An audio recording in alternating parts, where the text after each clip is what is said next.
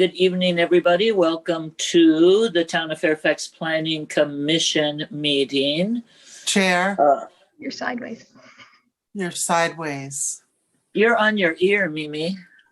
You're sideways. If There I you- flip my phone around and Now, you have. there you go. Now we're all upside down. And you're out in the forest. Linda, shall I assume we do have a quorum and can move forward with the meeting? Yes. Okay, perfect. So once again, due to the declared state of emergency and to ensure the health and safety of the public by limiting human contact that could still spread COVID virus, and pursuant to AB 361 and Fairfax Town Council Resolution 2140, this meeting will be held via teleconference only. There will be no in-person meeting location. The public can participate in the meeting in real time as follows. Either log on to https://townoffairfax.org/watch-live-2/ or you can go to cmcm.tv cmcm.tv/27. I'm sorry, it's /cmcm TV. To Zoom, you can click on the link www.zoom.us/j/84270521962. If you'd like to call in this evening, dial 1-669-900-6833 or 1-346-248-7799, and the webinar ID number is 842-7052-1962.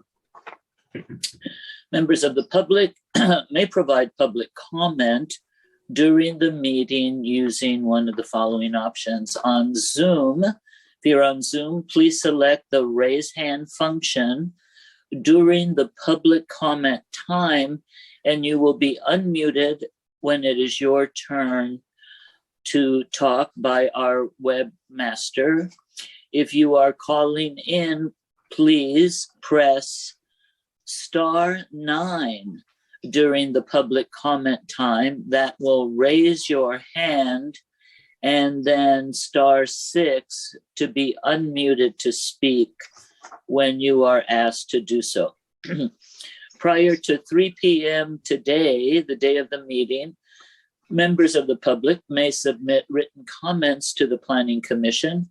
If comments are received after the circulation of the commission meeting packet, but prior to the meeting, they will be sent to the Planning Commission and will be a part of the meeting record, but will not be read out loud. I can inform you that we have received a number of comments and some edits and revisions, and we will have staff talk to us about that at the appropriate time. Can we, well, with this, I'll call to order, and could we then take a roll call, please? Yes. Fragoso, Present? Green, Here. Jansen, absent. Kelly, Here. Swift. Here. Chair Fragoso. Oh, I already called you. Okay. Okay. Who am I missing? Newton, Newton. Okay. Newton. here. Okay. Good. We have a quorum. Thank you. We'll move on to approval of the agenda. Are there any proposed changes? Staff has a change. We're continuing item 3 to the May meeting. We're continuing item 3 to the Yes. main. I just to spoke. the May meeting. Yep.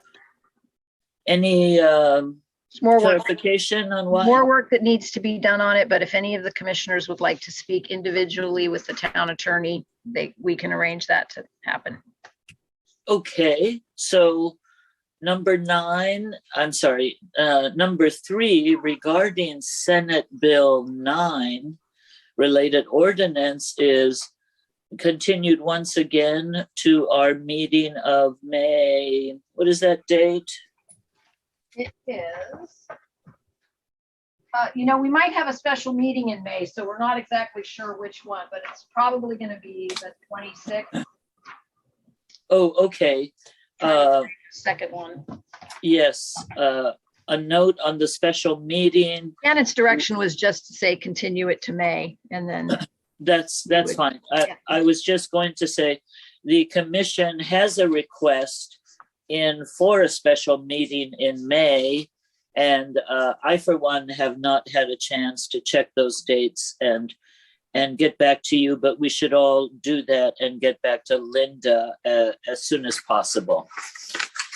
Okay, with that change to the agenda, then let me review the meeting protocol. The chair shall maintain order at the meetings in accordance with Robert's Rules of Order, and the commission has the responsibility to be a model of respectful behavior in order to encourage community participation and citizen input at commission meetings. The commission and the audience are expected to refrain from using profane language and/or ridiculing the character or motive of commission members, staff, or members of the public, and to maintain the standards of tolerance and civility. For public comments on non-agenda items. Chair, excuse me, Yeah, did we yes. actually vote on the agenda? We did not vote on the All right. agenda, did we? So thank you very much, Madam Vice Chair. We are coming to the agenda items.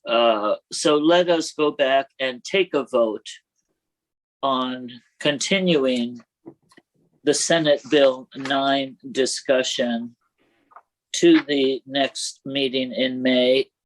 Can I have a motion to that effect? I'll move to approve the agenda with item 3 continued to the regular May meeting. Is that correct, Linda?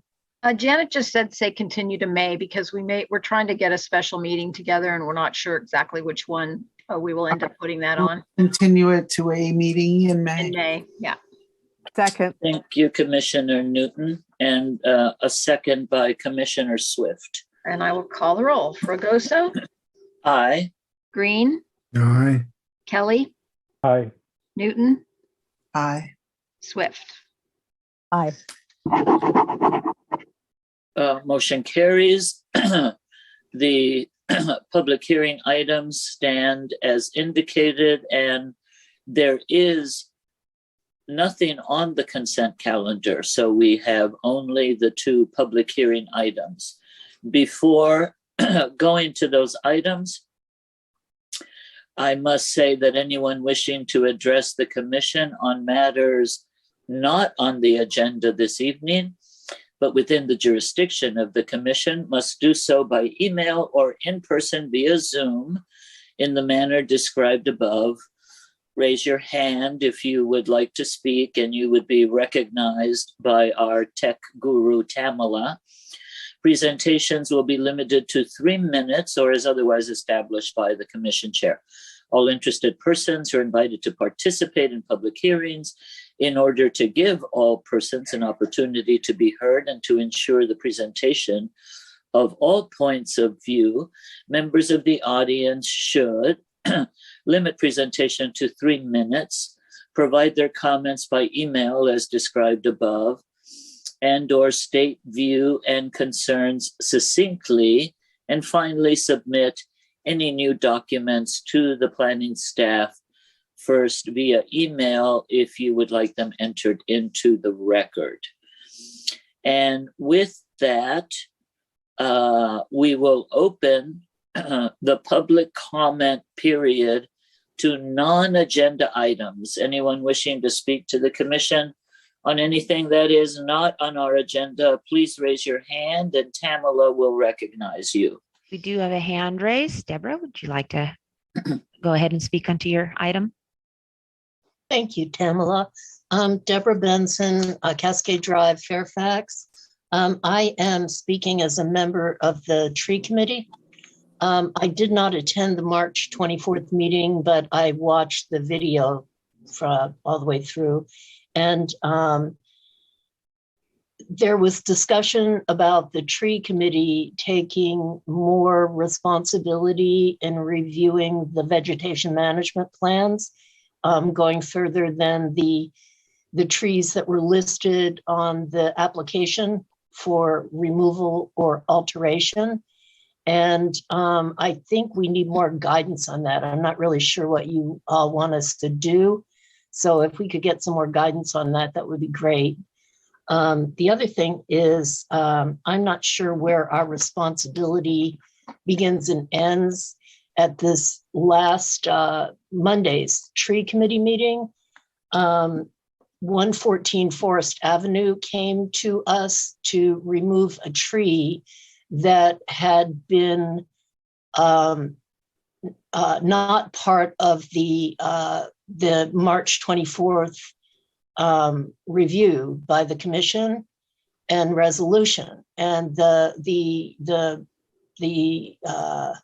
planning commission resolution said that the trees that were approved by the tree committee to be removed could be removed, but the other trees needed to be protected, and that the arborist needed to be there with the engineer to be sure that there was a tree protection plan in place. So less than 2 weeks later, we received this application with the same arborist report that you all had, with a different date, April 14th or 13th, with the tree that was to be protected added, saying that because piers were going to be put in above the tree, he thought that the root system would be sliced and therefore the tree would be dangerous and needed to come out. So I thought that we needed to just send this back to you guys. I'm not sure what to do. I mean, how much responsibility do we have? Is this a separate event? Is it continuous? It didn't seem right to me that they were told to protect the tree, and then right away they come back and say we want to take the tree down. So I don't know if you can reply or respond. Was that all of your comment, Deborah? Yes. Okay. We need some direction in both cases. Thank you for your comment. I can understand the confusion. I can only say that I remember the situation, and there are times when we want to protect a tree, and yet, as you know, we always send the arborist out to do pre-construction assessments, and oftentimes they have found that the work involved adjacent to the tree is such that it would be harmful to the tree. And so therefore, sometimes they do come back with a slightly different recommendation.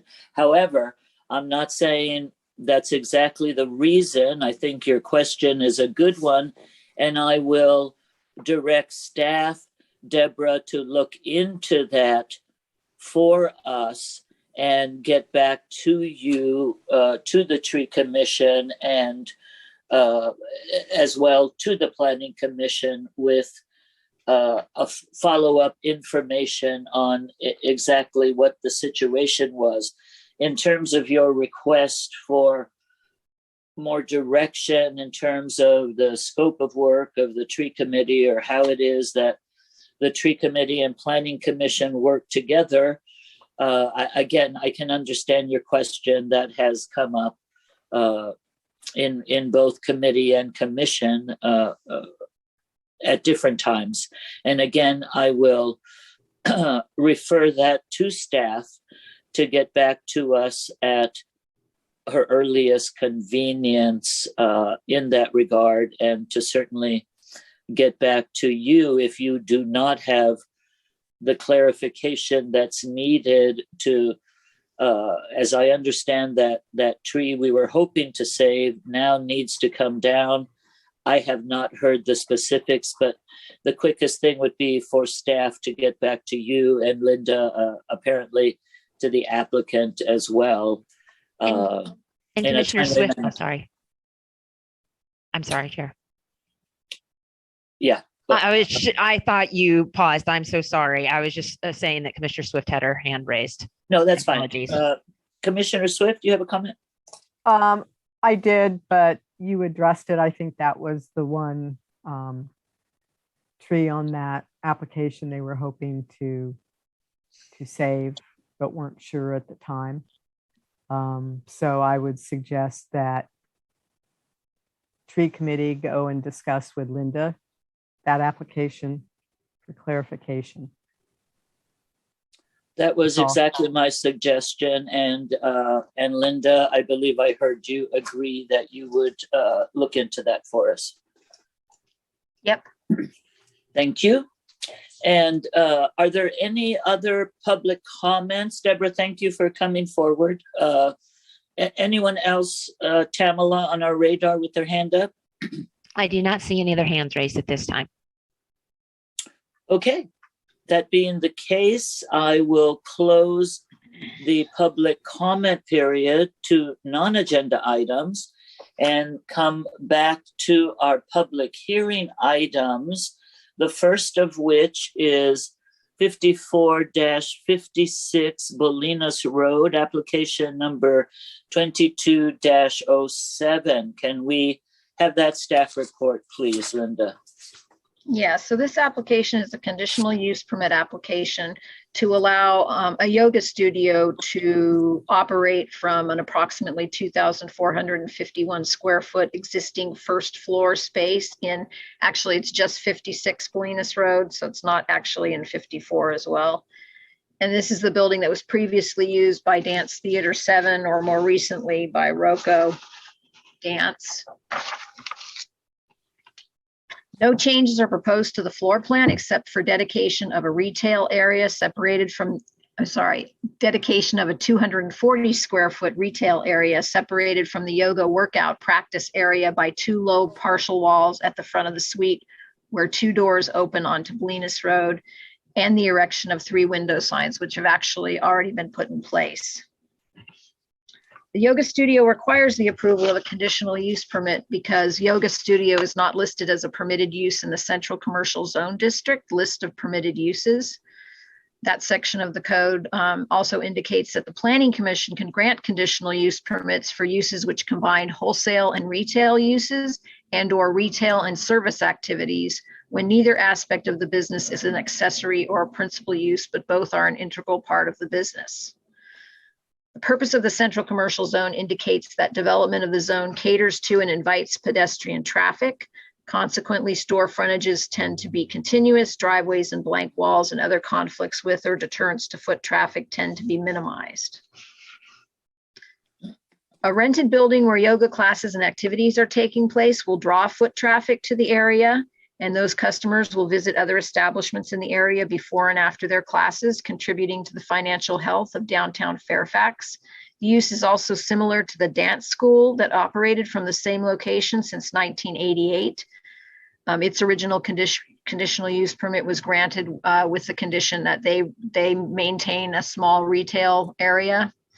The combination retail personal service use enables the commission to grant a conditional use permit for the proposed business. Due to the location and size of the existing structure and the site, there's no way to provide additional on-site parking. And the town's parking ordinance says that anytime there's new construction or a new use goes into an existing building, that we have to reanalyze the parking. It's a section of the code that I believe needs work because A lot of our buildings are built property line to property line, and there's no way to provide any more parking.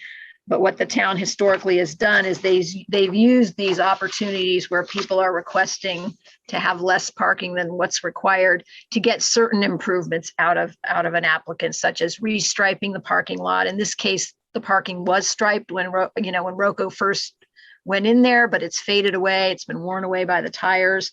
So we've added a condition that if the commission approves it, they shall restripe the parking areas. Let's see here. So the applicant's proposing providing the same parking configuration that was previously approved by a previous planning commission for, actually it started as Dance Theater 7. And that's to provide 3 10 by 18 foot parking spaces and 2 tandem 19 foot by 18 foot spaces immediately against the rear of the building, which would be dedicated for not customers, employees. The conditional use permit for the original dance studio included a requirement that bicycle racks be placed at the rear entrance to the building. That must not have been determined to be feasible because there are 3 bike racks installed to comply with this condition at the front of the building, and they're still in place.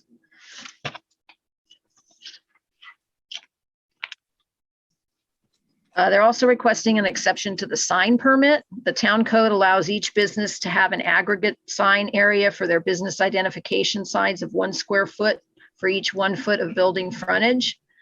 The code also allows each business to have only 2 permanent business identification signs, and one of the signs has to be a projecting sign.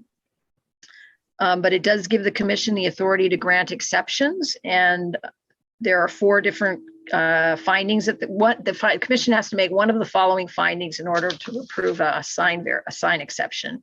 Exceptional or extraordinary circumstances or conditions not resulting from any act of the owner or applicant apply to the location under consideration and not generally to other business or property in the vicinity. The exception is the minimum necessary to serve its intended use. The application submitted is extraordinary and outstanding in design, or the sign is of historical significance. And we believe that finding 2, the exception is the minimum necessary to serve its intended use. This building has 2 front entrances and 1 back entrance, and that's unusual for most of our commercial buildings downtown. They have 1 main entrance at the front of the building.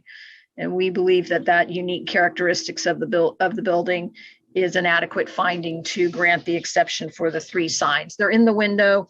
They're pretty unobtrusive. They're small. They don't exceed the maximum sign. They're well below the maximum sign square footage that would be allowed for this building based on its width. The only agency that commented on this was our building official, and he just wanted to point out that the building bathrooms and the parking and access do not meet ADA regulations. But he went on to explain that because no work's being done to the building, the city doesn't really have the legal authority to force them to make those improvements. But I think the applicant might speak a little bit more about this. She's spoken to the building owner, and he's indicated his willingness to put in a ADA parking spot at the rear and to upgrade one of the bathrooms inside to meet ADA requirements. And so we are making a slight change. We're recommending that you approve the project by adopting Resolution 2022-10, setting forth the findings and the conditions for the project approval. But we're changing condition 7 to read this way. The 5 parking spaces, or 4, if an ADA space is provided, shall be striped at the rear of the site as soon as possible. Failure to implement the restriping may result in conditional use permit 22-06 being scheduled for possible revocation or modification of the use permit conditions. So that will allow it. Yep. Can I stop you for a minute? Were you done with that? Yes. Okay, good. My timing is good then. But in terms of the striping, I followed you about swapping out one of the parking spaces for an ADA space. However, as you are aware, an ADA space takes more Yes. area than a regular parking space. So before we make that condition, do we know that the space is available to Yes. make and stripe one of those as an ADA parking? That's why it would go from the 5 they're proposing down to 4. We showed it to the building official. He's our CASP expert, our certified access. I always forget what CASP stands for. Anyway, he's our CASP expert on ADA, and he indicated that would decrease the number of parking spaces from 5 to 4. If they provide the accessible space, they will not be able to fit in 5. They'll only be able to fit in 4. Okay. And staff is proposing we make those 2 new conditions to Well, the project approval. We're not conditioning it upon them providing the ADA because we don't have the ADA space, because we don't have the authority to do that.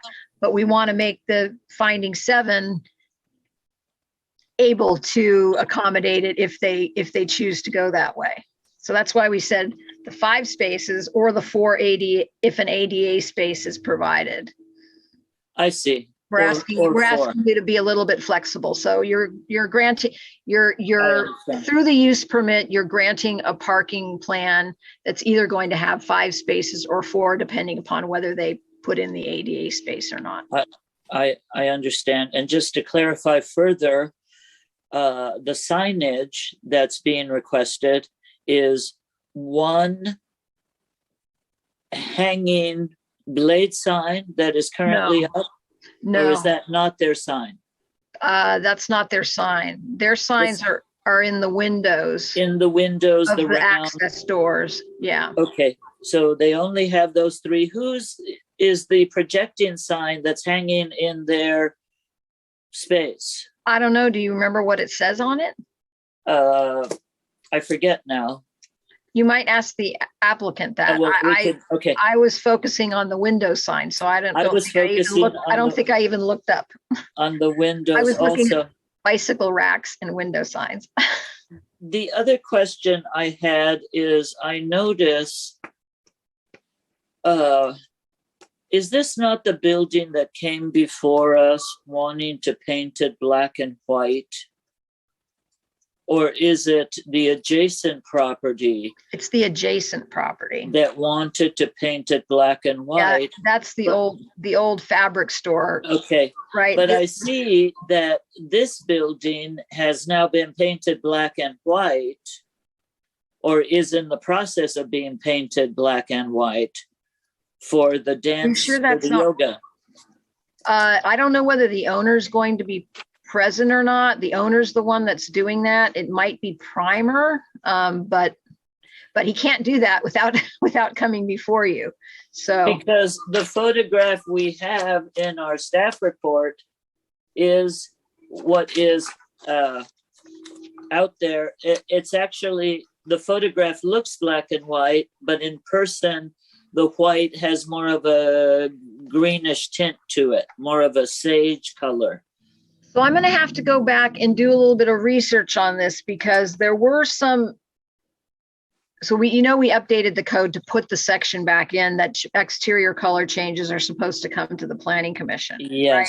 But there were some people that before that got in place may have before that, the planning director was allowing some modifications if they were in a similar color palette. So I have to go back and check the record, make sure he wasn't granted this at some time when he could be granted it. Otherwise, we'll be letting him know that he has to come before you to get that approved. Which is not currently included in the report we have before No, us. because it's not the tenant that's doing that. It's the property owner. It's the property owner who is painting the building. Okay. Yeah, he's fixing the space next to this 64 that Rocco used to use. Rocco used to use all 3 spaces, 64 and 66. What did I say? 64 and 60. I can't even remember. I've had a long day. 64 and 60. What is that? 56. I'm sorry. 54 and 56, 54 right? and 56. And then Rocco also used the upstairs, which was 58. So they had expanded. They started out in this space, right? And then as they got more popular, they expanded and ended up using the whole building. But this yoga studio just wants to use the original space that was originally Dance Theater 7. And then what is upstairs? Right now it's vacant. Okay. That's why the owner's taking this opportunity, I think, to make repairs and fix it up a little bit. And Okay, so the upstairs is vacant. Thank you for those clarifications, because that will impact how we move forward and look at this project. And then the property owner is the one who's doing the painting. double check with the applicant, but I don't believe she's Yes. doing the exterior Okay. improvements. We will check on that.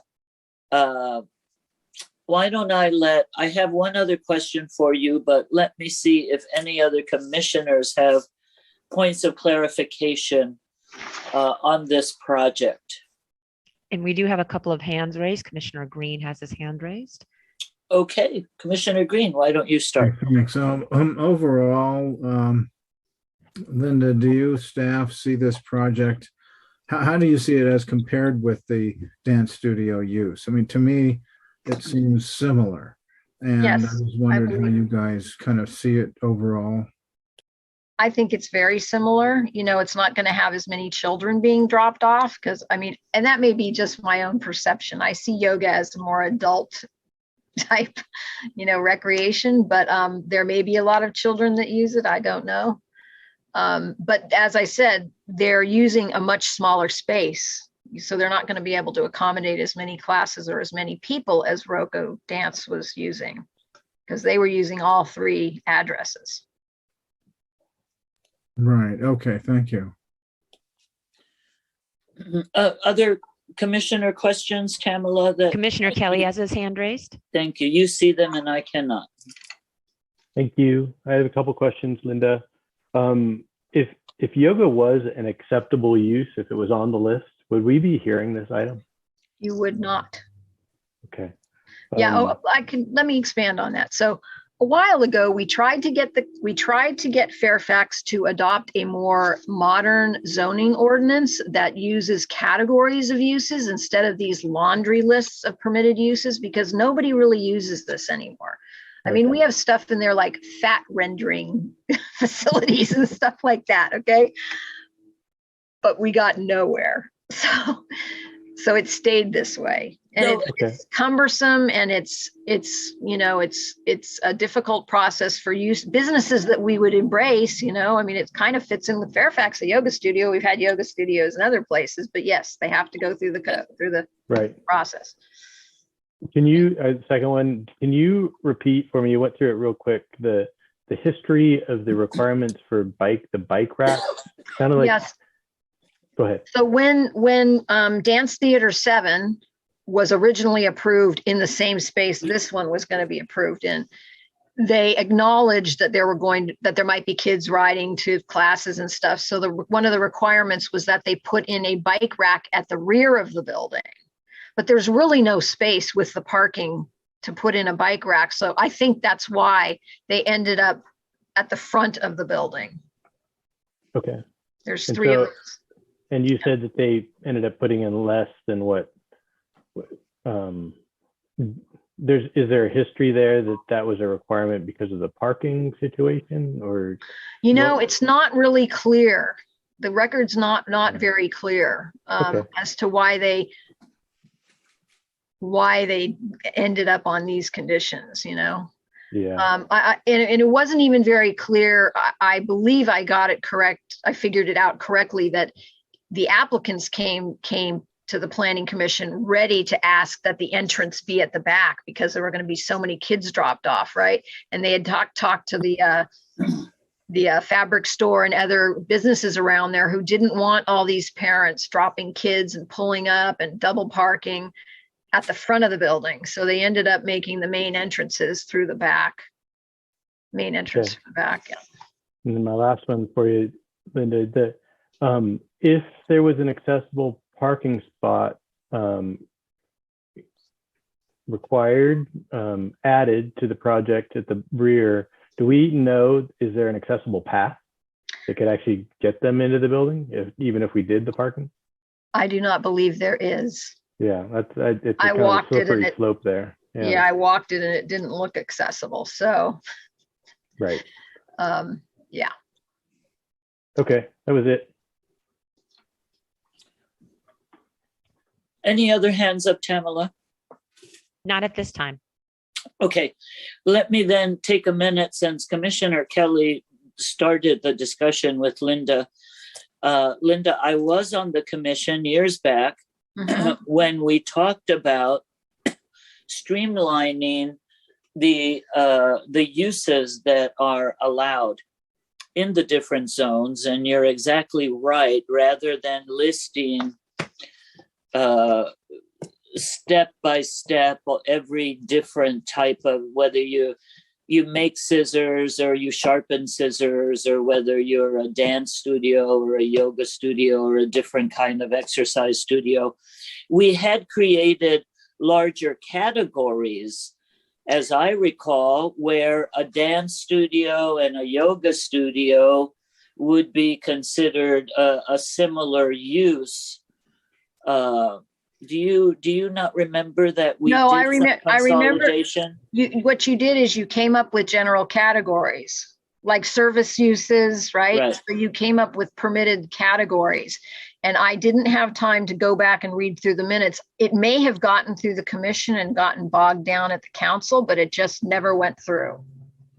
Right? But yes, you came up with permitted categories based on the type of uses that we see throughout the downtown, right? We did that work many years back. Personal service, Exactly. retail. And I had assumed that And was the ordinance was drafted and everything, but it never was adopted. okay. And at the same time, we discussed. Oh, I remember. You know what? I remember what they ended up doing, and it might have been done at the council.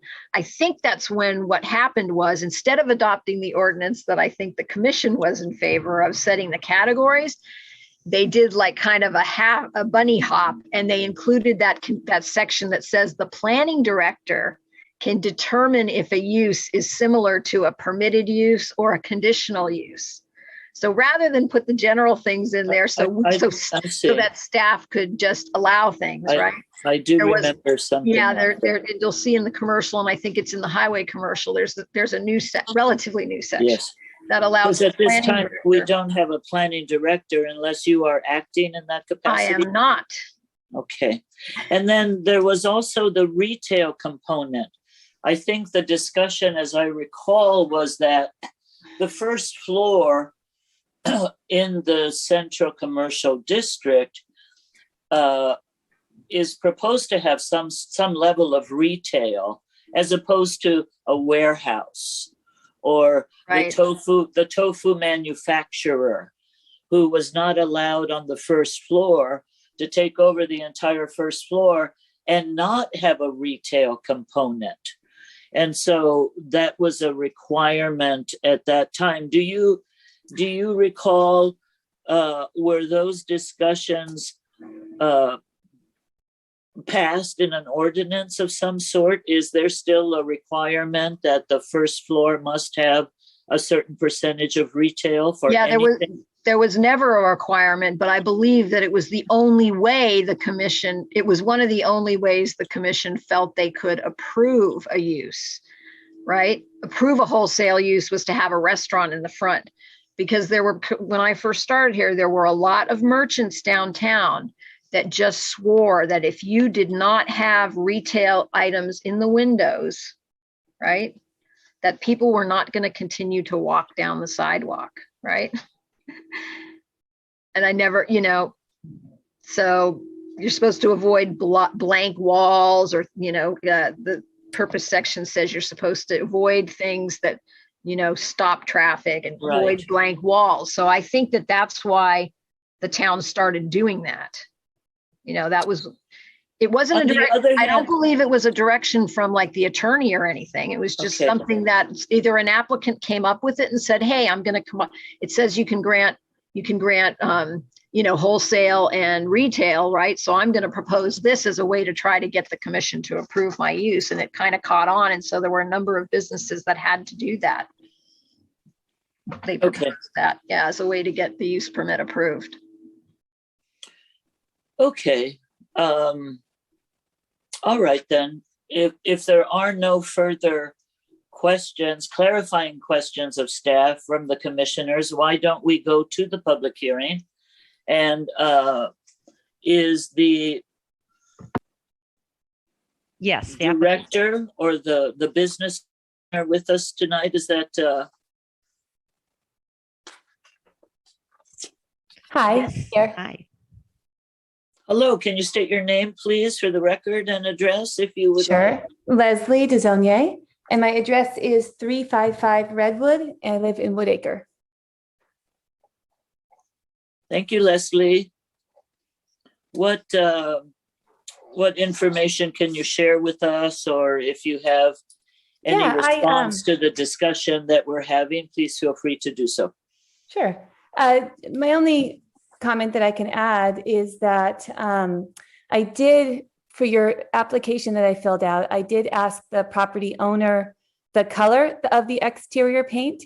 At first, he was painting it white, but then was informed that wasn't allowed or something. So he changed the paint color completely. And it's already been painted for a couple months before I signed the lease.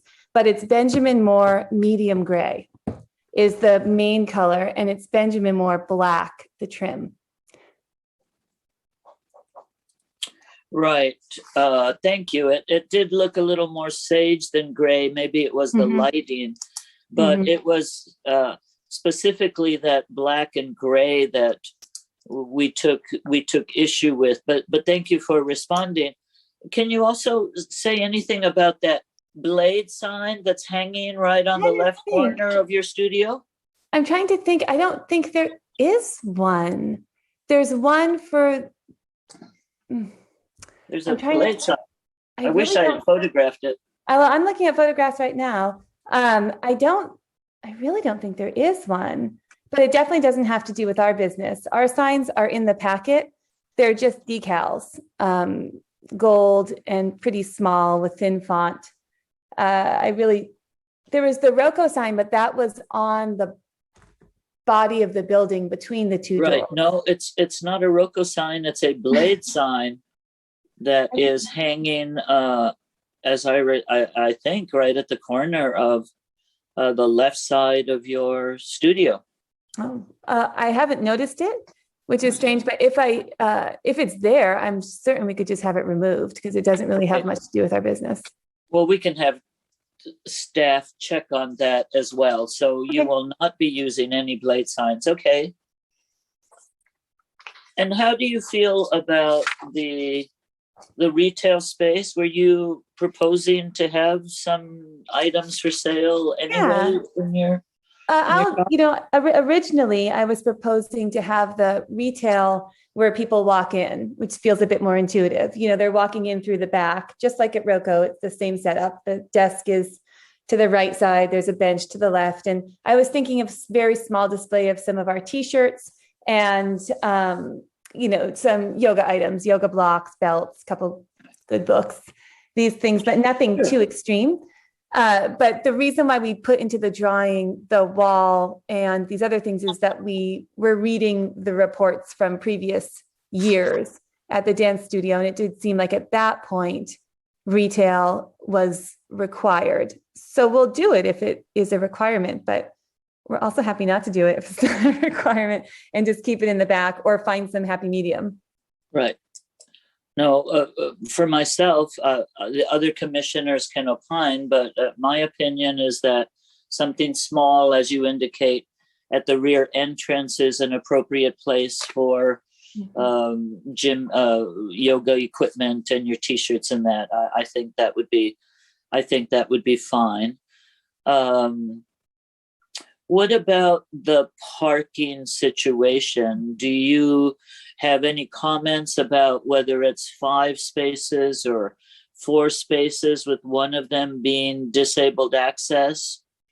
I think that the 4 spaces with the ADA access makes the most sense. And I know the building owner is very receptive to that. And we Is could get the on rear that. of the building actually accessible? Is it That's a weird relatively thing. level?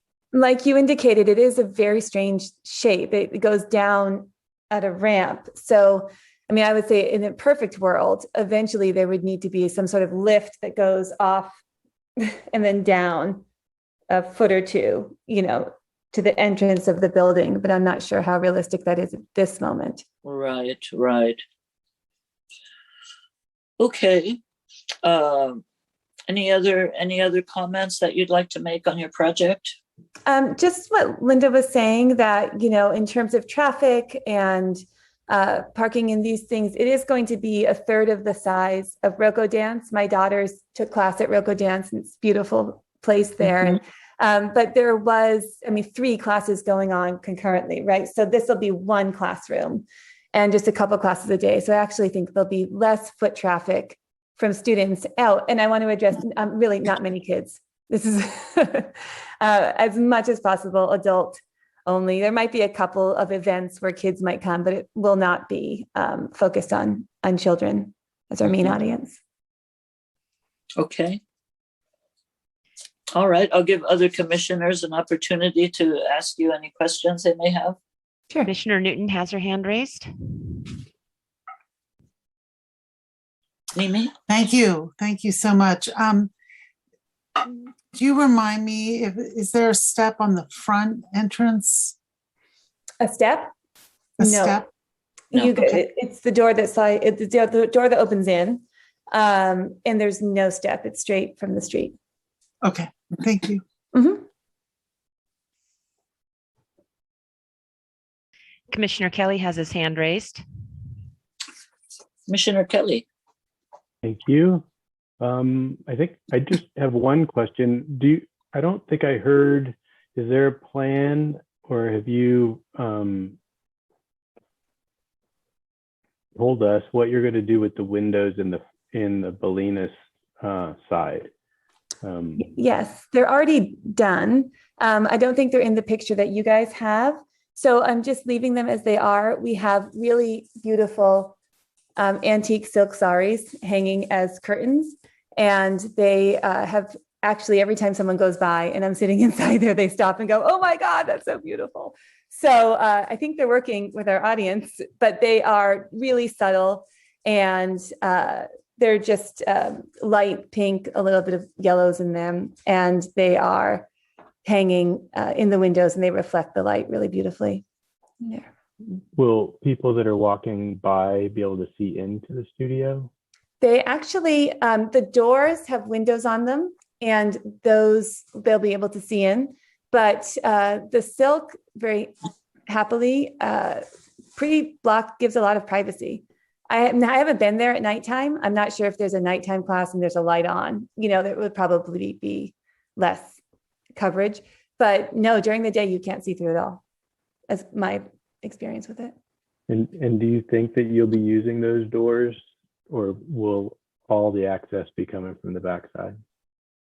I'm not sure. I'd be open to your thoughts or opinions on that. Originally, I thought just the backside would be the best in terms of foot traffic and neighbors and things like that. But yeah, I'm open to whatever works for most people. It depends on whether or not we need to have a retail component, how in depth that needs to be. Well, I'll just say at this moment that I'm asking these questions because that studio has really been an enlivening force for the street. And I know yoga is different, and I know there's sort of privacy will there also. I hope it can remain at least somehow visually accessible and inviting. And I would prefer that you use these doors, frankly, because of that, right? Great. I remember folks sort of spilling in and out of those doors, and it really does create a nice environment. Though it gets crowded on the sidewalk on occasion, it still enlivens the street, which I think is a good thing. I used to That's love it. to walk by and see the dance classes going. Yeah, of course. Inspiring. Yeah. Right. And along those lines, do you have any plans for the outside of the building immediately adjacent, planters or anything? Not now, not at this point. Okay. I do want to point out to the commission, I think those doors, I think they actually swing out. It's a planning issue just because they do come out onto the sidewalk. I don't think it's a bad thing, but they're misdrawn, I believe, on the floor plans. Mm. And Commissioner Swift has her hand raised. Thank Please you, go ahead. Leslie. Thank you, Leslie. One of the concerns that I have with this, and we've talked a little bit about it is the parking. You're not using the entire building that ROCO used. So there are options for the other two units to be rented. So for that building, we've got 5, possibly 4 spaces in the back for that entire building. And it was mentioned before, I think your business is going to center more on adults than children. And with the dance studio, I think, a lot of parents dropped off children and then picked them up after their classes. Whereas I think with adults going for yoga, that may not be the case. And more people, as you grow, that you're bringing people from outside the community. I know looking at your webpage, you were talking about events that you hope to have in there.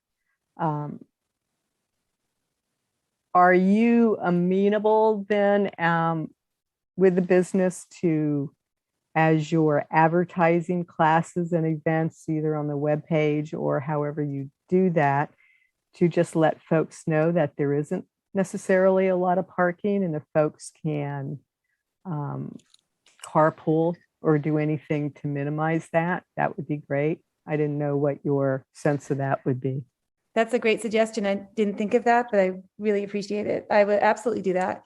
And we Okay. also want to encourage people to bike. I know a lot of people do bike to class and walk and these kind of things, but I think putting a note on the event page as a general note about carpooling and parking would be good. Great. I also believe the tenants I think it's 54 to the left side of us, they have 2 parking spots, I think, on the left side of the ramp.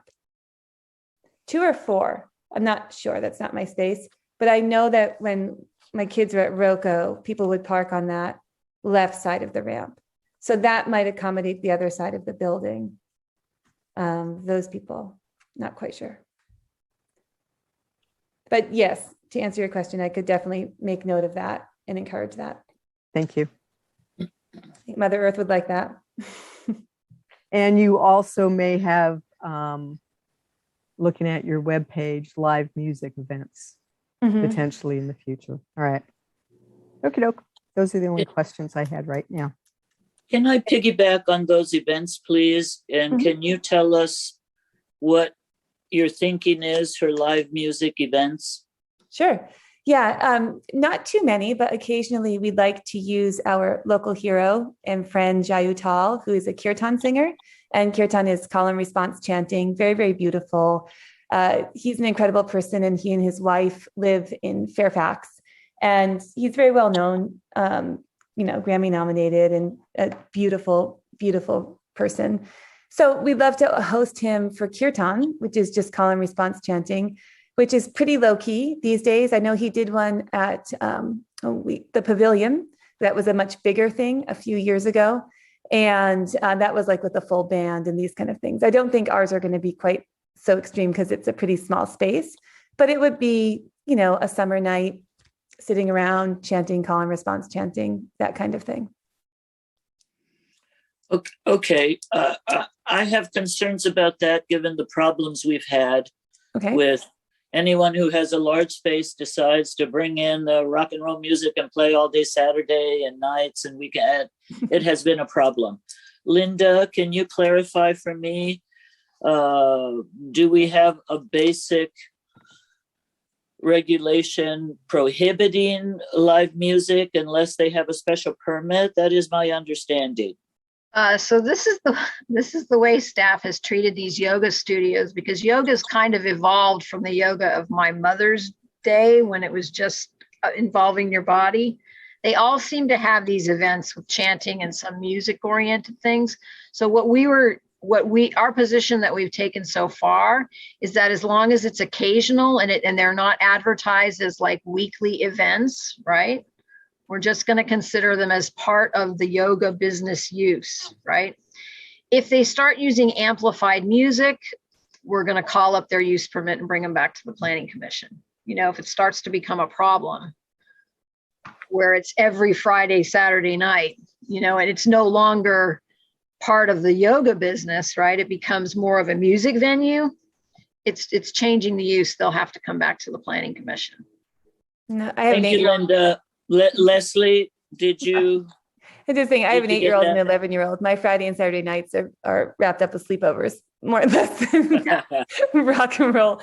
I actually discussed this with Commissioner Swift, and you know, you could consider, because I have to say that the summertime is when we have the most problem with our live music venues, and the commission has placed conditions on those businesses that they keep their windows and doors shut, you know, past after a certain time of night. They close the windows and doors. That makes You know, sense. so you could say if you're going to have an event that goes past 8 p.m., you know, you need to close the windows and doors or whatever, you know, or you can leave it the way it is and we see if it is a problem and then we schedule it for a hearing in front of you if we start to get complaints. We would rather not wait to see if it's a problem, Leslie. We would like to be candid that it has been a problem in the past, amplified music in particular. I don't have a problem. I like yoga. I love chanting. If that's what we're talking about, I'm okay with that. But if you're planning more like a party with a band, then this is not the right place for it. No, I'm not planning a party with a band. Okay. I'm happy with that response. Commissioner Nugent has her hand raised. Okay, Mimi? Thank you, Chair. Linda, do you know off the top of your head if there were ever complaints in the neighborhood about Roca? Because they had drumming, they had, I mean, I live in No, the neighborhood. I never heard about any complaints about Roca. Okay. Yeah. All right, thanks. Just curious because they were at times quite loud, just FYI. That's true. I remember that. I remember trying to do one of those African dances. I thought I would die, Mimi. I never got, I did like 5 or 10 minutes and then crawled out the front door.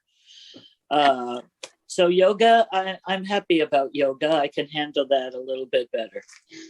Any other commissioner comments?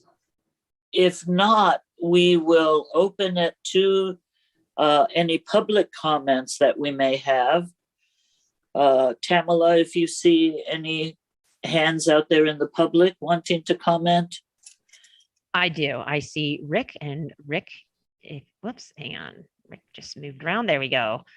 Rick, you can unmute yourself and go ahead. Good evening, Commission. If you have any questions about these complaints, you can ask me because I spent 16 years next door to Roco. But I starting here that the CH zone, the category is gymnasiums and athletic clubs.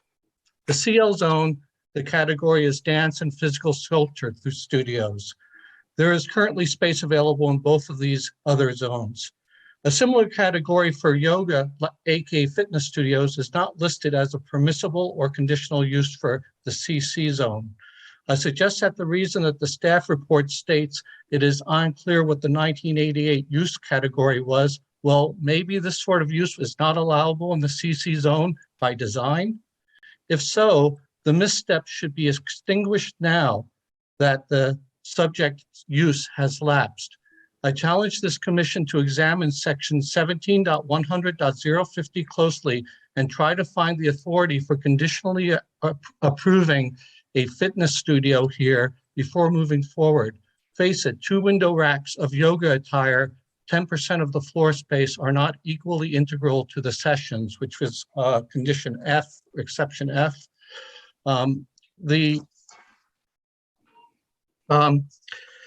The service that's referred to here is actually further up in the code, number 58, and the services are those that are in the CS zone. The CS zone, as you may be familiar, is more of building supplies and contractors. At the moment, not one fitness studio is operating in the CZ zone. Now is the best time for a reset. Granting a COP today, a conditional use permit today would indeed be a grant of special privilege. Please pay note to attachment C, the view from inside Roco. Now for the neighbor's view. While Roco was the operator of this property, I leased the space next door in the back. Vehicle congestion overflowed daily onto our tenant parking areas. Between classes, countless times, Roco clients parked, double parked, waited, blocked.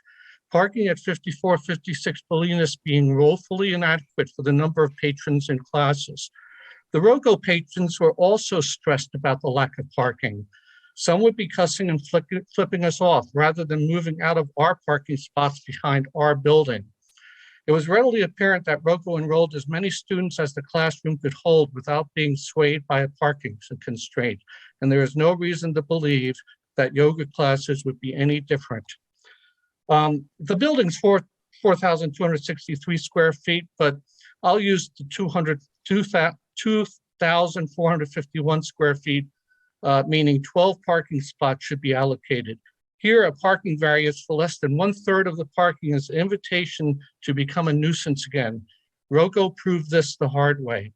Fitness is good for the town, but not for the pedestrian-centric town center. If it were, it would have been a permitted use by right. In summary, referring to attachment A, page 2, this application fails use permit findings 1 for contradicting Town Code 17.100, findings 2 for perpetuating an historically proven parking nuisance, findings 3 for allowing a use designated for CH and CL zoning within the town center, and findings 4 demonstratively that this and 33 years of similar tenants were not ever a better development than the co-op vegetarian restaurant they replaced. Thank you. Thank you for your comments, sir. I can understand your concerns, though I cannot agree that yoga is considered a fitness facility, which is more of a truly an athletic gym. I do find this to be more of a dance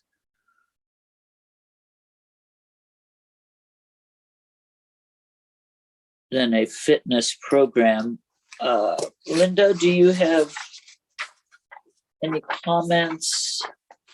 I don't want to put you on the spot. You don't feel that you have to respond, but if you have anything. Well, I was going to just look back in the code, but I'm pretty sure this space was Sleeping Lady at one time. So in Fairfax, different uses come, different uses go, use permits are granted. It's a small town, and the spaces that, people want to use might not be the right rent. Yeah. I think that's why there's 2 sections of the conditional use permit code that gives the planning commission, one's vaguely worded. It allows the commission to make findings that a use is similar to other uses, right, in the that are permitted in the CC zone. And then it also allows them to approve combination uses, right? That's the one that I believe the dance studio was allowed under for 33 years. 33 years. They were there 33 years. It started as Dance Theater 7. Yeah. Yeah. But I'm pretty sure that was Sleeping Lady when I was in high school.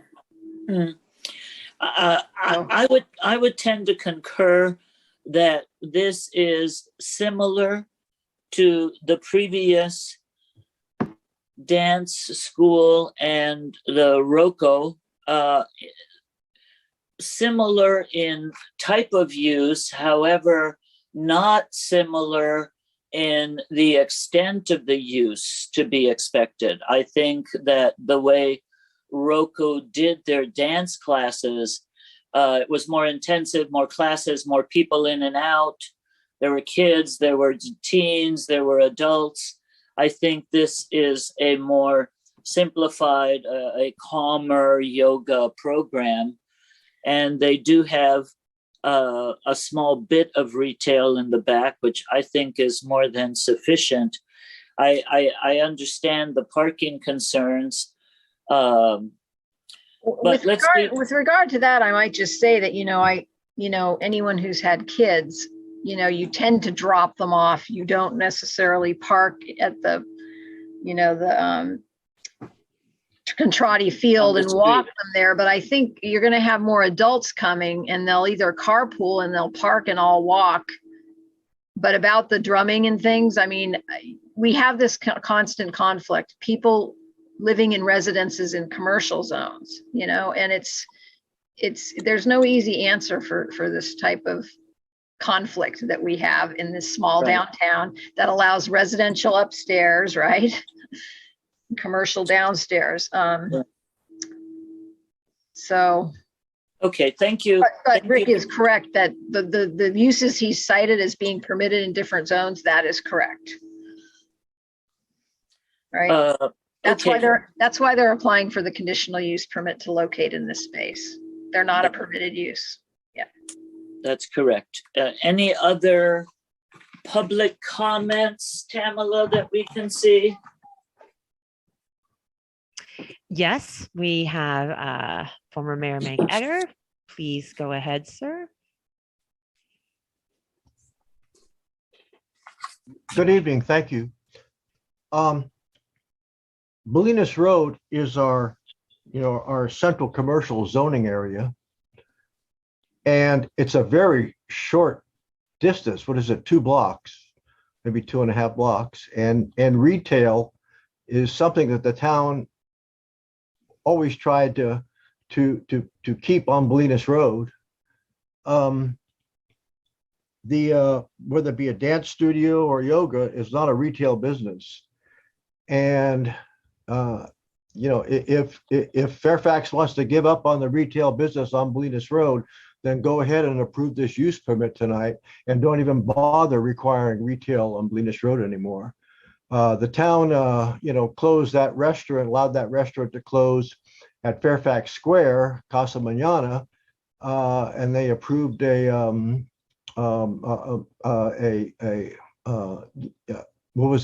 medical type facility there. So we've almost lost the retail space on Bolinas Road, and it's unfortunate that Fairfax can't enforce its town codes anymore. Thank you very much. Frank, I do appreciate your comments. However, I cannot agree that the town allowed Casa Mañana to go away. That was a private property owner's decision that the town had no control over. I for one, lobbied for Casa Mañana, but that's neither here nor there. Thank you for your comments, though. Other comments? Yes. Deborah would like to comment. Thank you, Tamala. I'm not sure what Frank was referring to, but it may be that rather than sticking to the town code and allowing only retail in that space, the property owner was able to maximize his income by by leasing the space to a non-retail business, this medical business. So I think that may be what Frank was referring to, just to clarify. Thank you. I think you're right there, Deborah. Any other? Our applicant would like to respond if you'd like to allow her to talk again. Okay, Leslie, briefly, please. Leslie, go ahead. Sorry, muted. I appreciate all of the comments, and I would just like to reiterate that this is not Rocco Dance. We have a completely different business structure. We will, like Nora, or I'm sorry, Commissioner Fregoso is indicating, this is going to be quiet. This is good. At Rocco, my children went there. There were a lot of people kind of standing on the ramp, waiting for one class of children to come out, waiting to put their children in. It was very clustered there. They were taking 3 studio while Again, we have 1. There won't be congestion there at the back of the building at all. It's so while I appreciate those points, I just want to reiterate, this is not Rocco Dance. This is a very different type of studio with a very different type of intention. I don't anticipate middle fingers or swearing with this one. This is going to be a pretty peaceful and quiet and, I don't know, as we say in yoga, sattvic kind of organization. So hopefully. Thank you for those comments, Leslie. Any final public hearing comments? I see no further hands in the audience. Okay, then I will close the public hearing. Thank you, everyone, for coming forward and letting us know what you think. But we will now close the public hearing and bring it back to discussion amongst commissioners. Who would like to go first? Chair Green has his hand up. Or excuse me, Commissioner Green has his hand up. Thank you. So I don't believe it's correct that only retail uses are allowed in the CC zone, because one of the first ones, the first one actually, is alternative birthing centers licensed by the State Department of Health Services. Another one is banking, which is not a retail service. You know, and so there's plenty of things listed here that aren't particularly selling goods retail, you know, going on. Savings and loan offices, you know, that type of thing. It's not a retail service. And so I think that the clause that says that the commission can consider similar businesses, just my comment here is I believe a yoga studio would be quieter and certainly less obtrusive than a dance studio would be. Dance studios are by nature active, moving, and certainly to music. There's been no experience in this location with a yoga studio yet, and it's having, you know, done yoga for years, it's just going to be quieter, slower, and I believe, you know, more thoughtful. So if neighbors have a problem, once this use is started, they will come to the town and let us know, and then we can revisit it, I suppose. But I don't see it as prohibited under section 17-100.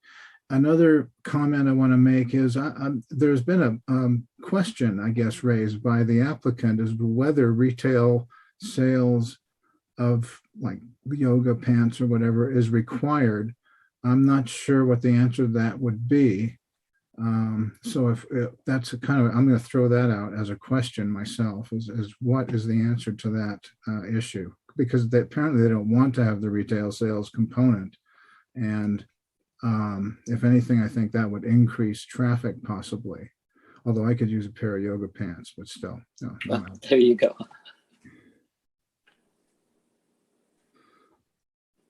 Thanks for those insights, Commissioner Green. Who I saw another hand up. Whose is that? I don't see any other hands at this time. Oh, there comes Commissioner Kelly, the hand. I'll go. I'd just like to say that I would be in support of bicycle parking being added at the Bank Street side of the project.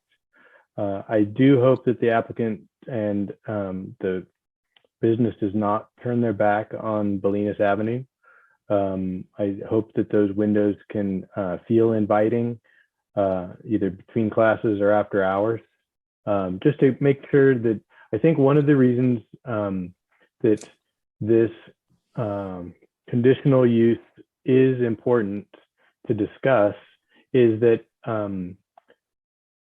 I think this yoga studio will bring people to town, right? It'll bring people down in the hill, out of the hills and to our retail strip, right? And I think that's the basis for the use. It will bring people to our center. It'll bring the town together, which is a good thing. And I hope that the business acknowledges that it's good for people that even that are not going to the yoga studio. Just walking down the street, it can be a positive for the town. So I hope that can happen. I don't see the need for retail to be required of this particular applicant. And I'm generally in support of the project. Thank you. Thank you for that. Any other commissioner comments? Commissioner Swift has her hand raised. Okay. I'm in support of this as well, with a few requests. One, the music. And I know this may not be the drumming that Rocco would do on occasion, but I do recall that on early Sunday mornings, they would have the front doors open at times with loud drumming. And it is in an area that, butts up against residential. So that is a concern. I would ask, and perhaps have it in the resolution, that if there is music, that perhaps the front doors can be closed and the back doors left open, since the back doors don't abut against residential areas. That may be helpful for the downtown. I do believe retail needs to be a part of this. There is a section in the code that says uses which combine wholesale and retail sales and or retail and service activities, when neither aspect of the business is an accessory or principal use.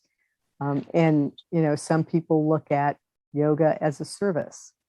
So, and I think it also helps the business to provide a retail area where they can sell their t-shirts or blocks, or belts or pants. The two seem to go hand in hand. So I would like to see that also a condition in the reso. And then the third thing on the reso would be, there is a section on page 3 that talks about any changes being made would have to come to the Planning Commission. And I would like to add to that, Linda had talked about the recent change we made for the downtown area, where if somebody was considering repainting their business front, that they would have to come before the Planning Commission. So I think having that third whereas on page 3 add an example of some of the things that has to come to the Planning Commission would be a new exterior paint palette. So those are my comments, and I support this application with those reso changes. Okay, thank you. Mimi, did you have a comment? Would you like to make a comment before I make my final comment? Well, I think the list of what's allowed and what's not allowed in the downtown is inscrutable. And, I hear what former Mayor Egger is saying about, wanting to encourage sort of pedestrian activities on Bolinas, and I agree with Commissioner Kelly about the need to ensure that side of whatever business is there is engaging people on Bolinas, because I think that at times that little stretch on that side is sort of a dead zone in a way to shoppers, and less alive than other parts of Bolinas. Excuse me. On the other hand, I think the fact that we've had a long-standing dance studio there has given that particular space a little bit of, I think yoga would be a little bit, continuity from going from dance to yoga. So it's not as jarring to me as, some of the other prohibited uses that we could conceivably give conditional use permits to if we were so inclined. So I appreciate what our public commenters have raised, and I think it sounds like the singing that's being proposed would not be incredibly intrusive, especially if doors are shut, and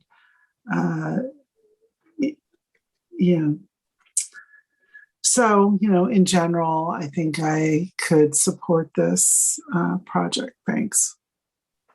Thank you, Mimi. I basically want to echo all the commissioners' comments. I also feel this is an appropriate use for this particular site, more appropriate than some of the previous dance studios that did get a bit out of control. I think a small retail component, I'd like a place where I can get one of those wraps that you can put around your mat to carry it on your back. I seem to have difficulty finding one of those, Leslie. If you have those, let me know.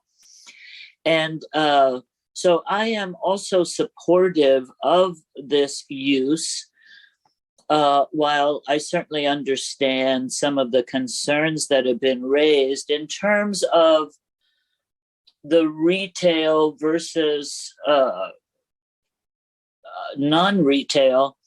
I agree with Commissioner Green's comments that it is not simply retail and on Bolinas, and given the current market economies, we all see how difficult it's been to establish new businesses or to maintain them. We've had a huge turnover just in the last year on that very block. And in fact, I was walking along there today, and there's some fabulous new shops. There's a new shop there with like all natural, recyclable, local products that just blew me away. And I believe that the movement of pedestrian traffic is what is important in the downtown. And if we can get more people moving through that side of the block, I think it will be a great enhancement to the general pedestrian activity and increased shopping that all those yoga people might bring. In terms of parking, I find it difficult at this time, as supportive as I am of disabled accessible spaces. I find that the parking is so difficult at the rear of the building along Bolinas, adjacent to the property, and there's a significant slope there. I believe it would be a disservice to require them to put in a disabled accessible parking space because of the loss of space that would require, for the same reason, I don't believe we can get the bike racks. It's a bit dangerous to slip the bike racks in between the parking spaces. And there is that entire row of parking up along what is now our new parking lot right across the street. And the front sidewalk and the front doors are the accessible doors to that building, with disabled accessible parking right at the corner, with a disabled accessible sidewalk right to that front door. So I would propose that we not require reducing from 5 very needed parking spaces to 4, even though it could include a disabled spot. But at this time, we don't even know. We've not seen any plans, dimensions. Would it even fit? I do think, Linda, that with the owner making other improvements to the building, if he could be made aware of the need to bring any facade, color, and sign changes to the Planning Commission before implementing them, it would save him time and money.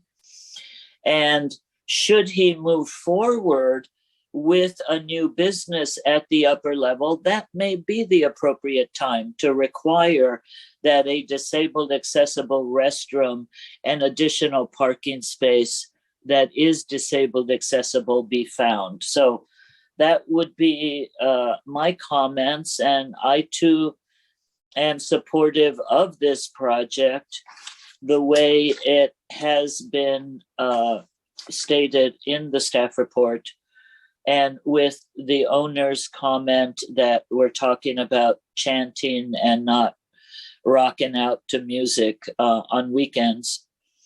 I would be very happy to entertain a motion in this regard. Commissioner Swift has her hand raised. I'm not sure it's about a motion, but you can ask her. Yes, Commissioner Swift?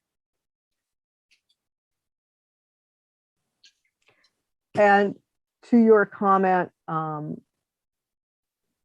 Chair Fregoso, one of the things brought up was having the handicap space in the back, but having no access for handicap to the rear of that building didn't seem to make sense to me, to have the handicap spot there, but not have the ability to get to the back, through the back entrance into the building. So that does seem to make, at this time, you know, the going from 5 to 4 spaces for a handicap spot that you can't access the building from doesn't seem to make sense currently.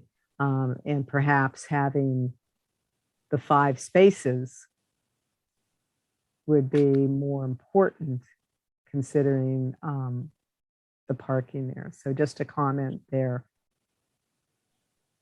Thank you. My thoughts exactly. How about a motion?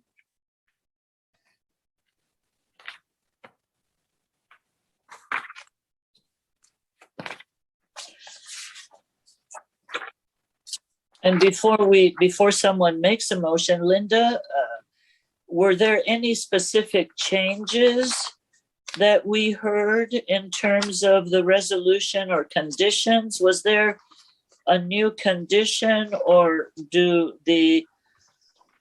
the reso stand? Well, I as think written? what I heard you guys say is that we can't require it anyway, but you could modify condition 7 on page 4, because I had tried to make it accommodating in case they wanted to put in the ADA space. But I tend to agree with you. The access around to the front door where they can get in it's not ADA compliant. So to have a space, it would lead someone to believe that they could park there and they were going to have some safe way to get in the front door, right? Right. So if you want to remove that, or, that or 4, if an ADA space is provided, you could do that. Or- condition 7 on page 4. I'm trying to find that for. Which isn't I there only right see now. 6. Okay. Yeah, I had verbally Okay. recommended that, so Right. you can No, just, I think we can skip that. Though I do think it would be important to restripe that rear parking lot.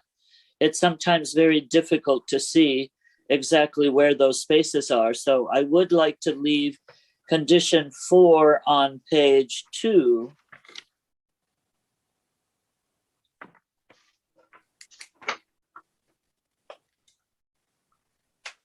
And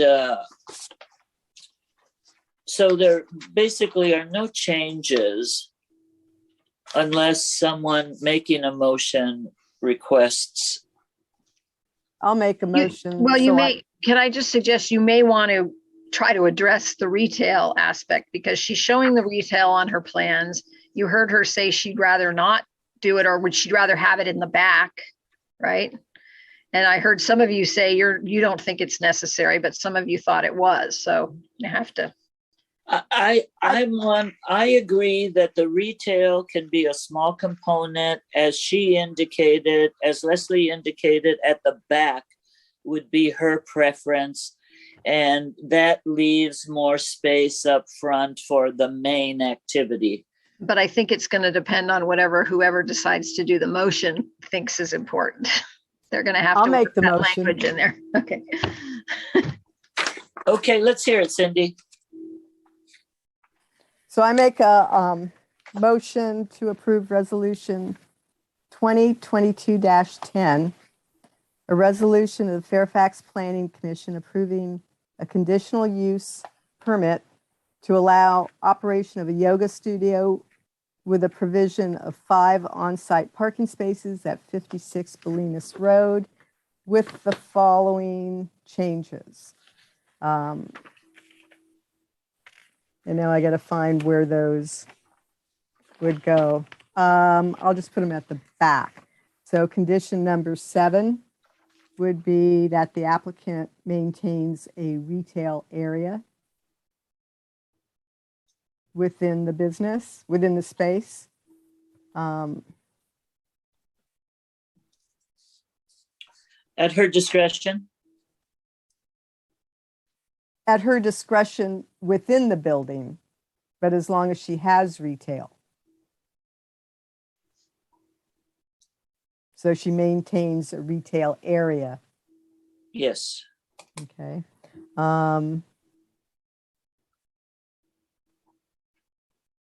Condition 8, that the front doors be shut during live music events, or the Bolinas side doors be shut. And then changing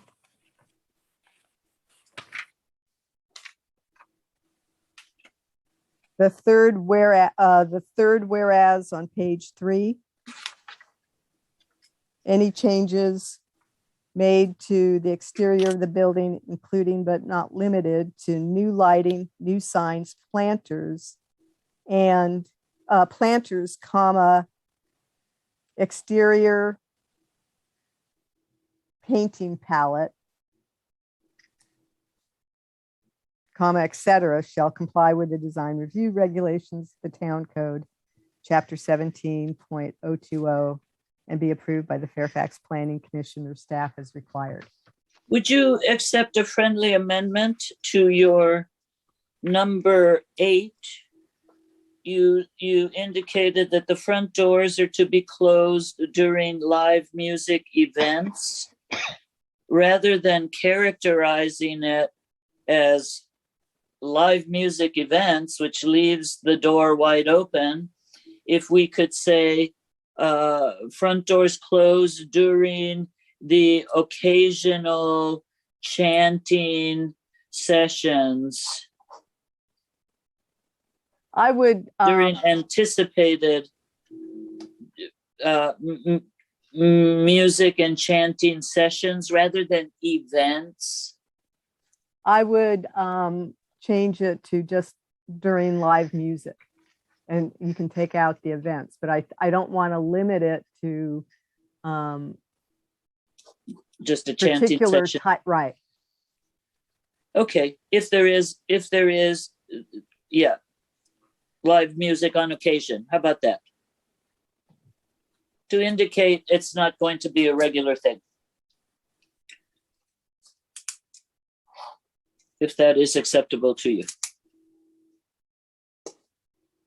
I think just leaving it as live music would be fine. It is your motion, so you call it. Is there a second to Commissioner Swift's motion? Second. Okay. Okay, Swift motion, Green second. Roll call, please. Green, Aye. Kelly, Aye. Newton, Aye. Swift, Aye. Chair Fregoso. Aye. Motion carries. Good luck, Leslie, with your yoga studio. We look forward to seeing that happening downtown. There is a 10-day appeal period. If someone wishes to appeal the Planning Commission's decision, they can do so within 10 days with a $650 fee to our town clerk. Otherwise, best of luck to you. And seeing that it is going on 9 o'clock, I need a 5-minute break, if everyone is okay with that, before we tackle our next item. Be back in 5. Back to our public hearing items with the Planning Commission this evening. Our next item is 155 Forest Avenue, application 2206. If we can have that staff report, please, Linda. Okay, so the project encompasses conversion and expansion of an existing 1,010 square foot unpermitted duplex structure into a 2,141 square foot, and this is a correction, I wrote 5-bedroom, it's only a 4-bedroom, 3 1/2 bathroom, single family residence with an attached 336 square foot 1-car garage. There's also an existing 878 square foot 2-bedroom, 1-bathroom residence at the front of the site that was originally constructed over the western side property line into the 10-foot wide public easement that runs the length of the western side of the site.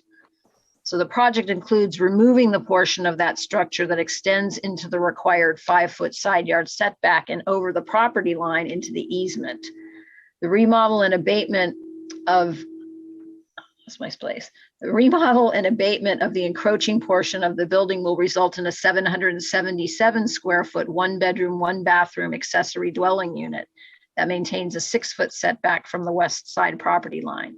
The ADU is not being considered by the Planning Commission at this meeting tonight because it complies with the town's ADU ordinance, and it will be reviewed, approved, and issued ministerially by staff in compliance with the state of California and town of Fairfax residential accessory dwelling unit ordinance. So this property has a long history. Much of the violations were created by a previous property owner, and this property owner is seeking to try to bring the property up to code and to eliminate all the violations, which we're really grateful for. So I'm going to keep my staff report brief. So the project requires the approval of a hill area residential development permit, a design review permit, and an excavation permit, and a tree removal permit. The town engineer has reviewed the project architectural and preliminary engineering plans, the geotechnical report, and hydrology analysis, and they have determined that the project can be constructed without causing geologic, hydrologic, or seismic hazards for residents of the property, adjacent sites, or for the public right-of-way, as long as certain conditions are complied with. Those conditions have been included in resolution number 2022-09 attached to the staff report. All the other agencies and departments with jurisdiction over the project have also reviewed the preliminary plans and have determined that the project can be constructed in compliance with their regulations. Their recommended conditions are also contained in the attached resolution. We have one change to the staff report. In it, we originally, the building official had deemed that this was a new house and was going to be subject to our all-electric ordinance, which recently went into effect. But when I talked to him about it today and had him take a closer look at the plans, he has reversed that decision and he considers it a remodel addition. And so we've eliminated, well, I'm gonna go through the resolution because I realized that I sent you two different versions of the resolution. Neither of them contained all my changes. So that's going to be a long part of the process, but I've removed that condition that the building official says it has to be all electric because he changed his position today. Can you tell us why he changed his mind? And first of all, I'm looking at the very first page of our plans. It's the first page. It's sheet 1.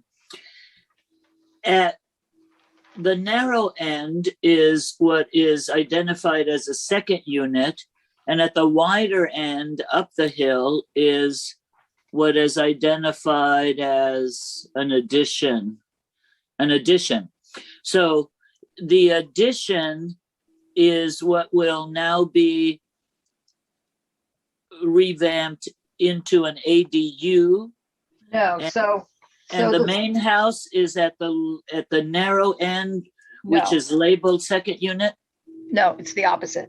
Okay. The unit in the narrow portion is the original house that was built before the Townsend Corporation. Yes. Okay, that's going to become the ADU.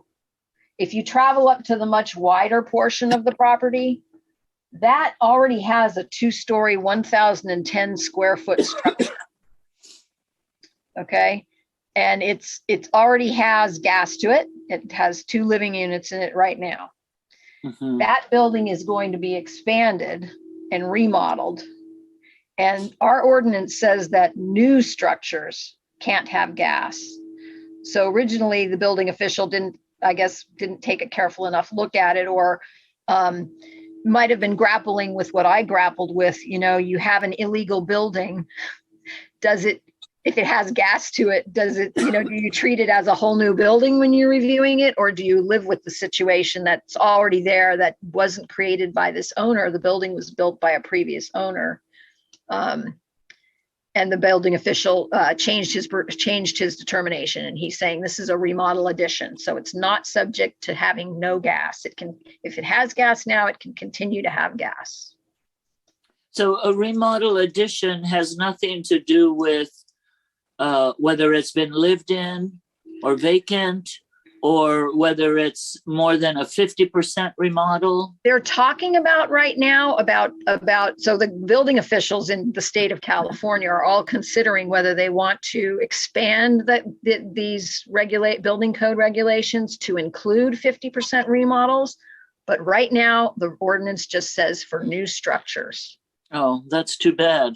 Yeah. So, but the building official, wanted me to make sure that the applicant knows that if that change occurs before they submit for their building permit and get their building permit, right? If it's changed so that it affects 50% remodels, this could go back to not being allowed to have gas. Is that moving forward? The 50%? They're talking about it, but I don't think anyone's drafted anything. There's people on both sides of it. There are people that have, pretty strong opinions that in an emergency, when structures might be damaged, you should have the ability to get energy, any way you can, and maybe banning gas altogether is not a good idea. And then there's other people that think it should be banned. So I don't predict it happening quickly. But I could be wrong, because Fairfax, people are adopting these ordinances every day. Oh, where was I agree with the 50% remodel. Yeah. But okay, I'm not done with my staff report yet. Sorry, I went Go right ahead. I'm sorry. Yeah, the green, brown cedar, and the cedar siding, it's going to be cedar colored, but it's going to be, the non-flammable, flame retardant siding. It's just cedar in color. The color samples are pretty old. This has been hanging around for a while, and they predated the fire department, not allowing that kind of siding anymore. So that change is made. So anyway, the green, brown, cedar colored siding and the white color palette proposed for the new residence will meet the design review criteria. And the one bay tree proposed for removal from the site has been recommended for approval by the Fairfax Tree Committee. Therefore, all the required findings for the HRD, the design review, the tree removal permits, and the excavation permit can be made, and staff is recommending that the commission approve application 22-06 by adopting resolution 2022-09, setting forth the findings and the conditions for the project approval. And I just want to run through some of those conditions because they're pretty detailed. And I pointed out in my staff report that the number, I think we've had 4 different, if I could be wrong on the number, we've had a number of town engineers have reviewed this site and have reviewed this project, and they've all been in agreement that the remedial measures that have been proposed by the applicant will make the site safe, right? It'll end up being a much better project. The fire department has reviewed it ad nauseum. We have reports, we have different reports from a number of different fire inspectors. We had a big chasm between what the tree committee was willing to approve and the original vegetative management plan. And the applicant has managed to work with fire and everybody and propose alternate materials, right? And methods. And it's the first alternate materials and methods application that I have seen approved by the fire department. So the fire chief has approved it, and they've gotten it to where they only have to remove the one tree that the tree committee was willing to recommend approval to you. Right. So there's a lot of work that's gone into this, and we've gotten to this point only through the cooperation of all parties involved. Now, when we get to the resolution, maybe a better way for me to do this is when you guys get to that point. Would you rather hear all my corrections now, or should I wait till you discuss it? Why don't we go ahead and start with our discussions? Okay. And then see how that goes, because we'll probably be all over the map. And then you can come and zero us in when we get to that point of really looking at the resolution and all the conditions. Okay. So anyway, we're recommending approval. We're recommending that you would adopt the resolution approving the application. Okay. Let's start by asking if the commissioners have any clarifying questions of staff in regard to this project. We have a few hands up, and the first was Commissioner Swift's hand. Okay, Cindy? Okay, had a question on the comparison chart. in the Okay. Staff You mean the report. one where we compare the different sizes and stuff of Right. different houses in the neighborhood? Yes. Okay. Is that page 8, Cindy, of the staff report? Yes. Okay. Let me get to it. No. So I wanted to ask for the house size of the applicant. It is listed at 300.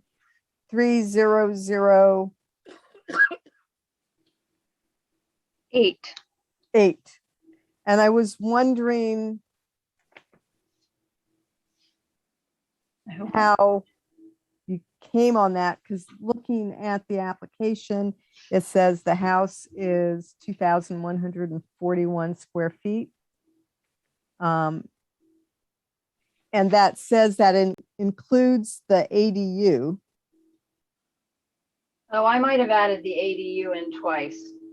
So if the house, and I was kind of wondering if we're just looking at the house, why we would be adding in the ADU in the size if they're not attached. We're but- at, okay, so but the- you're correct. I added the ADU in twice.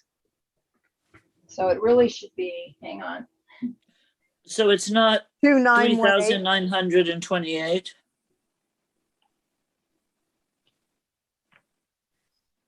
It should be 2,572.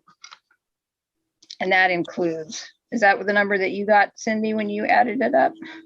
No, that's fine. I came up with 2,918. I was just trying to So if we figure go, out how if the we have a numbers. 1,010 square foot existing building and we add 431 to the lower floor and 700 to the upper floor, that gets us to 2,141. And then if we add 777, I added the wrong number. Okay. Yeah, so right. suffice it to say, I will correct that. No problem. But No the problem. but the point was that we were trying to make with that chart is that it's well below the permitted FAR, right? It's one of the Right. largest properties in Right. the neighborhood. Okay. Yeah. And we add the ADUs because ADUs do count towards floor area The ratio. FAR. It just says that the floor area ratio can't restrict a property from having at least an 800 square foot ADU, but you still count it towards your old total floor area ratio. It's not exempt Okay. from being counted. Yeah. All right. Right. And then a question on the trees. The tree committee approved the one tree removal, but a part of that approval was also to replace that one tree 1 for 1. So Yes, and I forgot discuss that. Yeah. So when we So- get to that point in You the should reso. reiterate that in the reso, definitely. And then I had a question on the reseeding. Yes. So the areas that they're going to have to regrade the driveway, and Mhm. there's going to be areas, and you sent us a diagram of Right. what the expected reseeding areas were going to be. All those areas that are reseeded are going to have to be irrigated, correct? Yes, and that's one of the changes I made to the resolution was to include the word irrigation in that condition, which Okay. I will cover when we get to that reso part. I think those were all my questions. Thank you. Commissioner Kelly did have his hand raised. Did you get your questions answered, Commissioner Kelly? Or did I accidentally lower your hand? No, my question was answered. Thank you.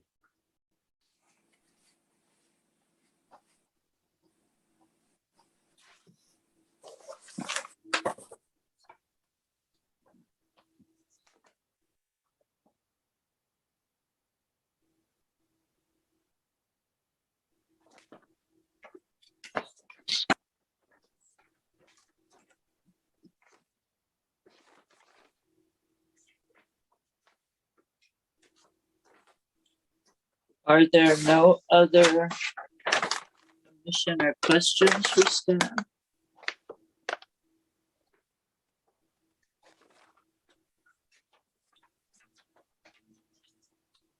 Not hearing any, not seeing any hands raised. Let us go to the applicant. And is Mr. Dowd or Mr. Crute available to speak to us this evening? Yes, Gary, go ahead and talk. You've been unmuted. Thank you very much. Can you hear me okay? Yes. Perfect. Thank you. I have very little to add to the staff report, only to say that it's been a long journey to get here. And I very much appreciate Linda and all of her help throughout this process. I think we submitted our original application in 2015, and we've been working very hard to clean up some messes that were created literally years ago, I think back in the 70s. So Linda has sort of guided us, and you should be thankful for having such wonderful staff on board. We're pleased to be here today, and I just very much appreciate your support on this. If you visited the property, you probably saw the condition of some of the buildings on site now, and I think we have a beautiful project before you. And that's really all I have to say. Thank you for your support. Thank you for your comments. We certainly do appreciate our staff, and it's wonderful to hear people also say so. And you do have a lovely set of plans and what appears to be a very lovely project that you're proposing. Obviously, also quite a few complexities for you to deal with, but you have an excellent architectural team. Any questions of the applicant by commissioners before we open a public hearing? Or Mr. Dowd, does your architect have any comments that he would like to make in this regard before we open the public hearing? I don't have Jeff with us tonight, and he's very confident in the project and the design. Okay, it's not required, and he definitely is highly competent. Any questions from commissioners for the applicant before I open the public hearing? Not seeing or hearing any hands are up. Let us go right to the public hearing on this item. Anyone wishing to comment on this project, please either raise your hand or call in, dialing *9, and Tamala will tell you when you can unmute and speak. As of this time, Chair Fregoso, I do not see any hands. Gosh. Oh, I just got one actually, former mayor. Okay, Frank. Please proceed. Thank you, Frank Ager of Meadoway. You were speaking a little earlier about the 195 Pine Drive house. Yes. According to the staff report at the last council meeting, the house at 195 Pine Drive was being raised, had a major excavation and a remodel, and there were no building or excavation permits approved. That was from the staff at the council meeting. Right, that was a big mistake. So I don't know where the liability is gonna lie on that issue, but it's really unfortunate that it got that far along. With this project, so I have a couple of questions. Is this the housing project that was built by a former sitting planning commissioner with no building permits, excavation or roadway permits, maybe 35 years ago? Is this the same house? That is correct. Really? Built by a planning commissioner? Yes. That is correct. Yes. Yes. Wow. While he was sitting on the planning commission. But anyway, okay. So so the questions I have: will the access to the main house continue to come from San Anselmo to Francis Drive to get down to the main house? So let me explain how that was dealt with. Okay, Frank. So the fire department was not excited about that driveway. So what they proposed to the fire department, which then ended up getting approved by the fire chief, was that the emergency access for fire and police would come from Forest. They would have to replace the access stairs that are wooden now with concrete stairs, right, that aren't flammable and that are more stable. And they would have to put a dry standpipe between the two buildings, 100 feet or less from the existing hydrant, which is right at the northwest corner of the property. And the way those work, you might already know, Frank, but I'll just say it for the public because I just learned it and I'm very excited about it. The dry standpipes have pipes that go down to the street, and the the truck pulls up and the hydrant pumps the water into the truck. The truck raises the pressure of the water and shoots it up the hill to the dry standpipe, where there's then adequate pressure to fight fires on both the buildings. So that's how they worked it out with fire. So fire will not be accessing from the back. The residents can still access. They're having to regrade the driveway so that it meets Marin County steep driveway standards, and they'll have to do some paving and grooving. But that did get through the town engineers, and so that's how that's going to work.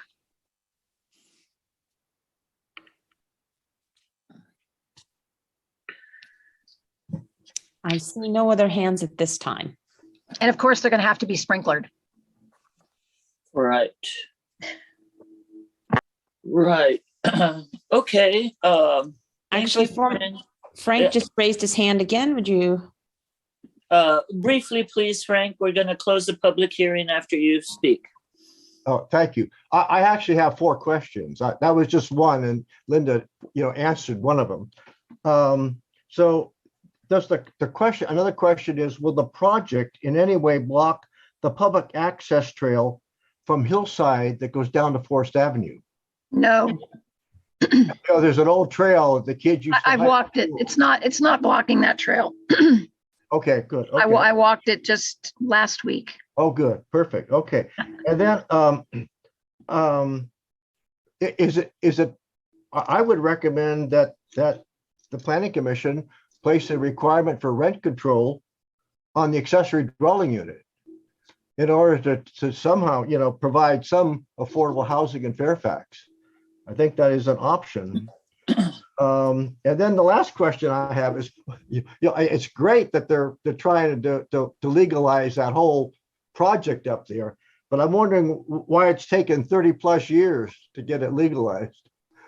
Well, the first owner actually got almost ready to go to a public hearing, but he ran into a problem because the driveway had diverted the drainage water onto the neighbor's property. And he was in the process of trying to get an easement from them because our town engineer said we can't process it without that water diversion easement, right? And then he fell into poor health. And so the property ended up changing hands. And it's just, there are a lot of issues that were created by that illegal construction of both the driveway and the 2-story building that have just taken time to work through. But we did it. It only took 33 years. And they've all been resolved. Yeah. And the good part, Frank, is that literally Ben Albritton reviewed this project. Ray Rosinski reviewed this project. All the engineers in town have reviewed this That project. we've ever had. And the old town engineer did the hydrology study. Mike Watkins did the hydrology study. So we've had a lot of town engineers all over this thing. And you were a 20-year-old intern working for the town when you started with this project. I was like right? 28. Yeah. Now I'm 61. That's frightening. Anyway, it's been a long road. Was that your last question, Frank? Oh, one moment. I disabled his talk. Did you disable him? There. Frank, Yes. we wanted to make sure that was your last question before we cut you off. Yeah, that was it. On the issue of rent control, I'm just thinking of a way to really kind of provide some affordable housing in Fairfax. That's a really good point. And I understand the town council is discussing rent control at this time, though we have no regulatory means at this time to require that. No, yes, you do. Since they need a permit for the ADU, you could require it to have rent control. If in fact Fairfax adopts rent control, it doesn't cover any project that's been built in the past, 30 years or so. They'll all be exempt. Any new development is going to be exempt from rent control. Thank you. Thank you, Frank. Now, Linda, this ADU will be ministerially approved, right? It's not coming to us for approval. No, that's right.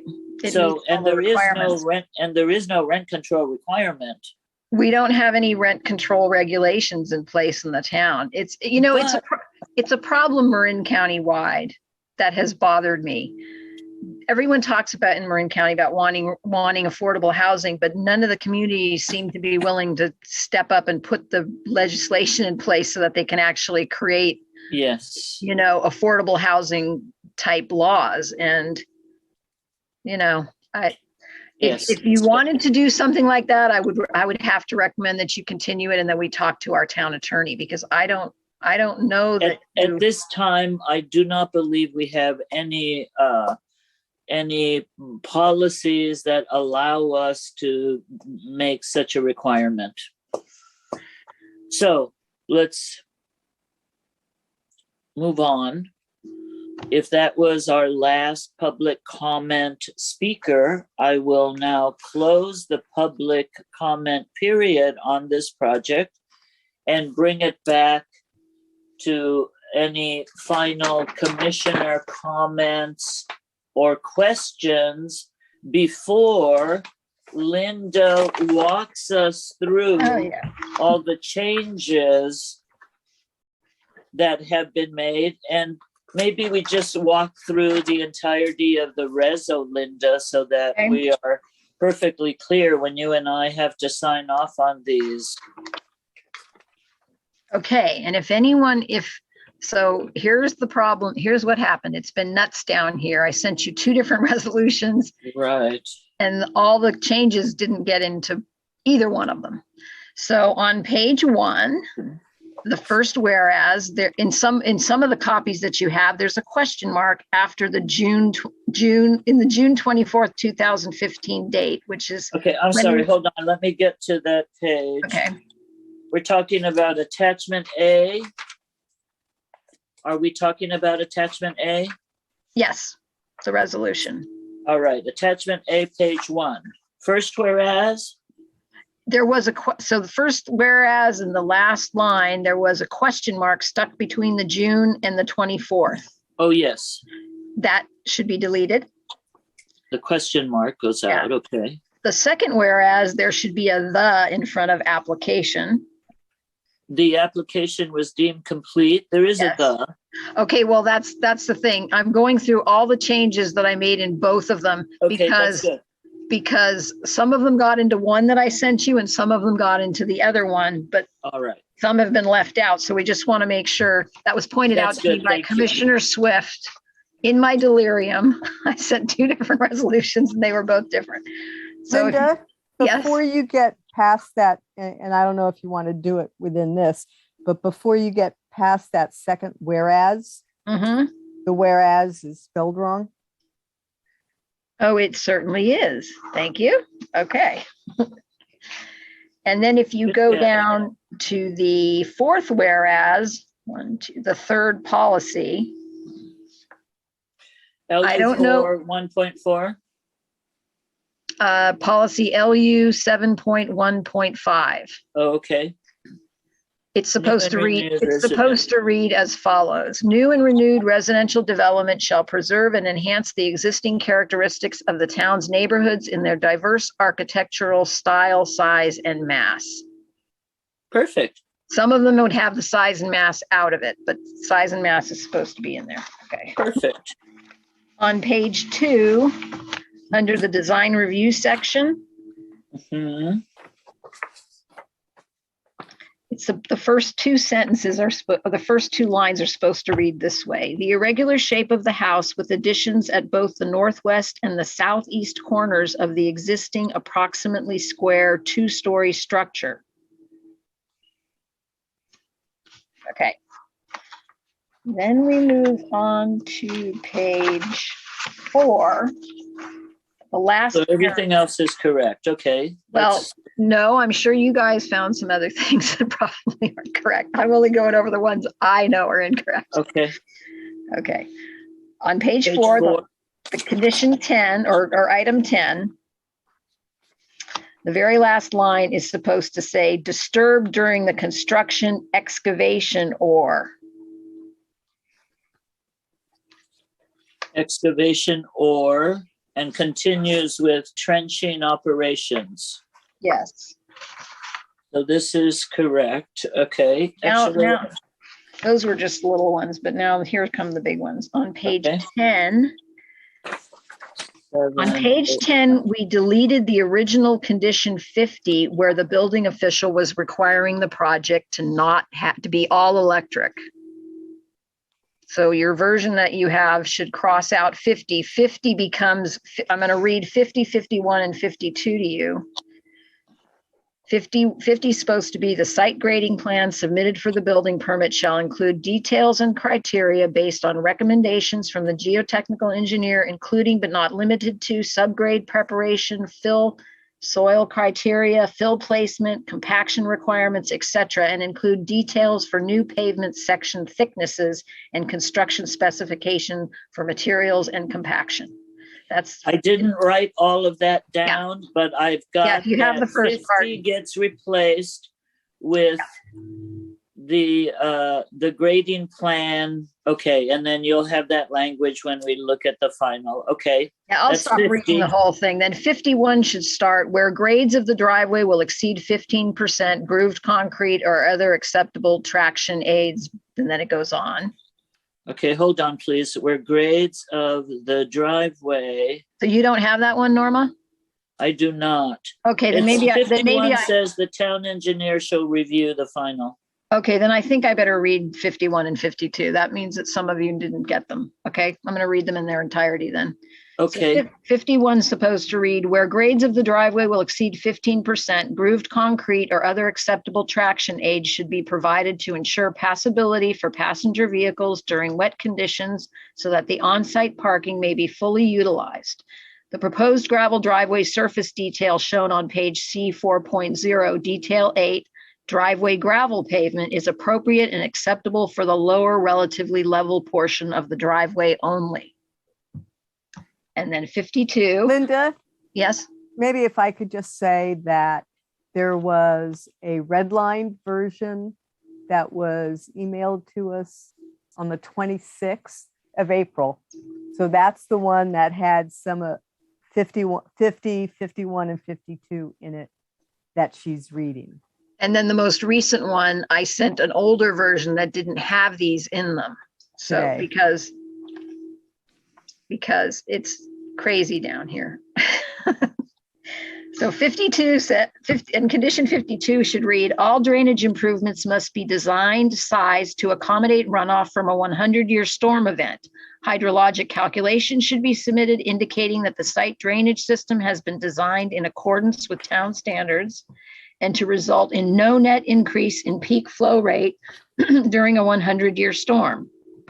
The planned modification, riprap lining, check dams, and driveway drainage to and near the existing drainage channel must be checked to confirm that discharge from the upslope culvert and surface water from the 100-year storm, even leaving the site, will be less than and slower than the current conditions, and the drainage will not overflow the drainage ditch. The preceding requirements shall be addressed by the engineer performing the hydrology study.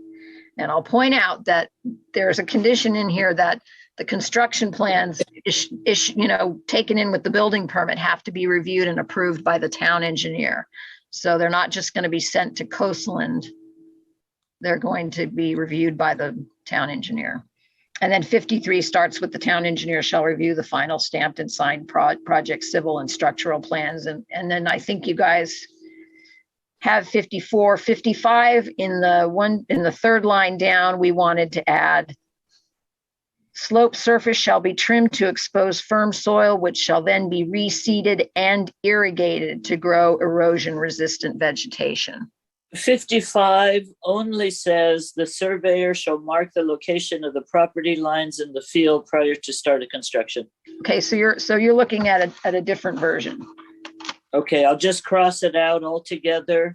Yeah, and we'll get that from you when we're reviewing. I couldn't write down all of this language, but I made notes of where it changes. Well, so that you and as I can go over it. Cindy said, the more correct one, right? Cindy was sent on the 26th. Correct, Cindy? Correct. April 26th, red line. Right, it's Yeah. called Red Line 155 Forest Reso. So it's closer to having everything that I It's needed. closer. Yeah. So when Okay. we do so many versions, you know, I get I know. I confused, don't and I know how think you I'm don't go looking at the crazy. most recent one, but I'm not. Even though I named them Final and Final 2 and Oh. Final 3. So, okay. And then I think that's it for me, unless Cindy or anybody else sees something else I missed. I had a question on the town engineer sections, the 50, 51, 52. The Miller, just for my clarification, the Miller Pacific letter dated 4/26 that initiated those changes, it has a section on there, and I just wanted my understanding that it was kind of included in the reso or needed to be. It talks about section 17072-110C, geotech report adequacy. It says, we note and accept the engineer's responses to our first review comments, and goes on to say, however, prior to building approval, the geotech engineers should provide recommendations and criteria for support of temporary excavations as will be required for new retaining walls and driveway construction, provide soil type designations in accordance with Cal OSHA guidelines, and provide commentary allowable permanent and temporary slope inclinations. And I wasn't clear on whether that was included in the reso, needed to be included in those changes to the reso. What number is that you were quoting, Cindy? Or I'm where does that quoting come the from? April 26th Miller Pacific Engineering Group letter, page 5. It's up to you. I mean, they're going to be reviewing the project, and they're going to make sure that that stuff is in the Okay, that's plan. fine. But That's I fine. mean, if you feel better, we can include it. But No, I just wasn't clear whether that was intended to be added with these other additions that you put based on the letter or not. So, I mean, if town's fine with that, that's fine. I just wasn't clear on that. And then the only other changes to add in there would be regarding the tree removal. oh permit yes, And the requirement for the 1-to-1 replacement of the tree. let's see where we. Now, there was nothing in the tree committee's report that stated anything more than a 1-for-1 replacement as far as size or anything, but I think we need to note that the intent is that that removed tree needs to be replaced. Yeah, and I think I think we should put it under planning commission conditions because they recommended it to you and you're putting it on. So that would be on page 11. That would become condition 57, that the tree removed be replaced. Do you want to specify like a size, a minimum size? I'm open to any suggestions from either staff or other commissioners on that. I don't have a preference on that. What would be appropriate? And 57 does not say that a tree will be replaced, will be taken out, let alone replaced. Right, but this is she was renumbering these based on taking out 50.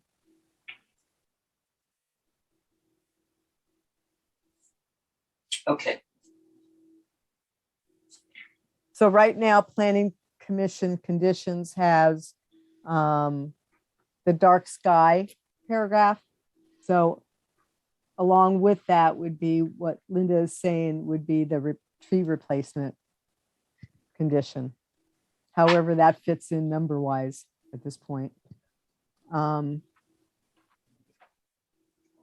I mean, you can either. There is a tree removal, yeah. I mean, you can specify you want something in a nearby location, you can specify the type of tree, or you can just leave it up to the applicant and you can specify a size. Did you want to comment on that, Mimi? No, okay, all right. Or I'm you can open just to say what that it should be commissioners or staff want to address in that. I just think it's important that we get that replacement in there.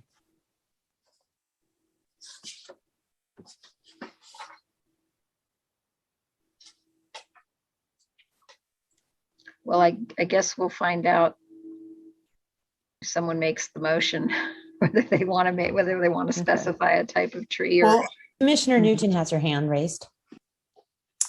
yeah, thanks. Just two very tiny typos.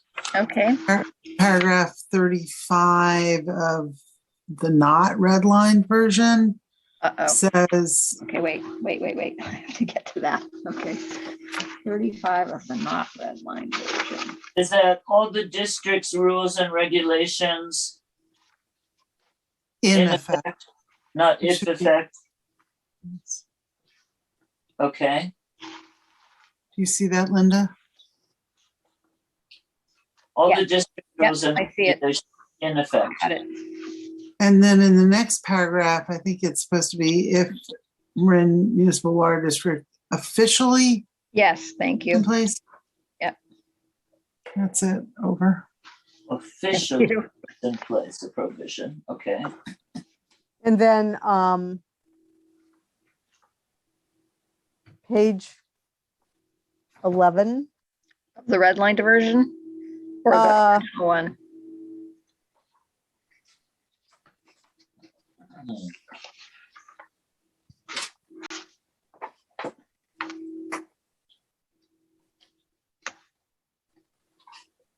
There is a paragraph concerning the drainage, the paragraph that deals with the drainage system maintenance agreement, which on the red line one was, I think, number 59 on page 11. Okay, I see it.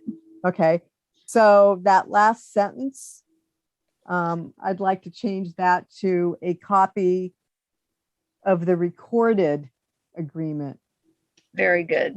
Yep, it has to be be provided recorded. the town. Yeah, The first sentence talks about a scheduled haul as opposed to a scheduled shall. thank you. Got it. Okay.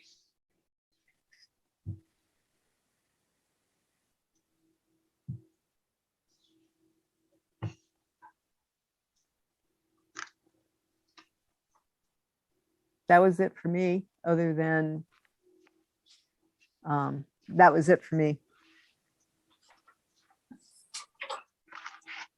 Linda, were those all the changes that you had? And Yes, wanted to and some that I missed. So clarify? Okay. Good. Excellent job, Linda, with so many changes and last minute edits. Okay, it sounds like everyone is in favor of this huge improvement to an existing situation. it's Do gonna we be have a it's gonna be like losing an old friend for me. I'm kidding. That's a joke. A lifetime of work. Commissioner Green has his hand raised. Commissioner Green, are you making a motion? You're Please muted. unmute yourself. Change that mute button. Anytime you take a derelict property and turn it into, this may be a thing of beauty even, I'm not sure yet. You have to applaud that. And of course, I just wanted to say generally that that's what we're here for. We're here to make the town better. We're here to help people who want to build do it right, and so that everything goes right and everybody is safe. And that's the whole idea. So thank you to the applicant for cooperating with this project. And I'm kind of ready to make a motion. You want to Go hear it? for it. Yes. Okay. Go for it. I would like to move the approval of this project. And just to be clear, 155 Forest Avenue by the resolution 2022-09 approved based on all of the myriad changes in the various red lines of this that exist, but including especially all the changes mentioned tonight, the ones in the red line versions, and that the final will I'm sure be cleaned up for signature. So I'd like to make that motion for approval. Do we have a second? I'll second it. Commissioner Kelly seconds, a motion by Commissioner Green. Can we have a roll call, please? Yes. Green, Aye. Kelly, Aye. Newton, Aye. Swift, Aye. Chair Fregoso. Aye. Okay. The motion carries. Mr. Dowd, thank you for your work and dedication to really improving a serious problem that could have resulted in much worse conditions for you. Thank you very much. There is a 10-day appeal period in case someone should find a need to do so. They would have to apply within 10 days and pay a $650 fee to our town clerk. I can't imagine that would happen. Best of luck to you, sir, with this major improvement to our town. Thank you very much for your efforts. And thank you, Linda, for the project of a career for you here. Commissioner Green, did you have something to state, or did I forget to lower your hand? No, I we're done with that project, and good luck with it. And I'm looking forward to seeing it. We're moving on to the minutes. I did not attend the last meeting. And so I'm going to request that I will leave this meeting at this moment. And I thank you, and I hope, I'd like to actually have a retreat. It would be fun to get together at an outdoor restaurant or something, beer and pizza or whatever, all together physically, not virtually.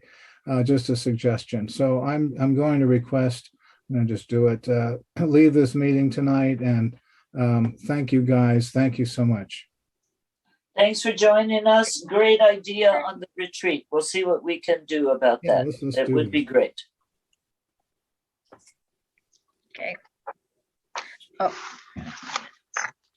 Okay, then. Wow, that went a lot faster than I thought it would. I'm going to knock on the table here because you're not done yet.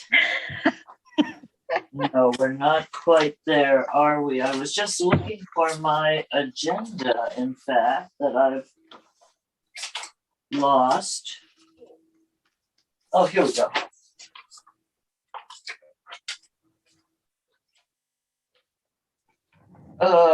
Gosh. Are there comments? We were all here except for Commissioner Green at the last meeting. Senate Bill 9, we continued. Forest setback.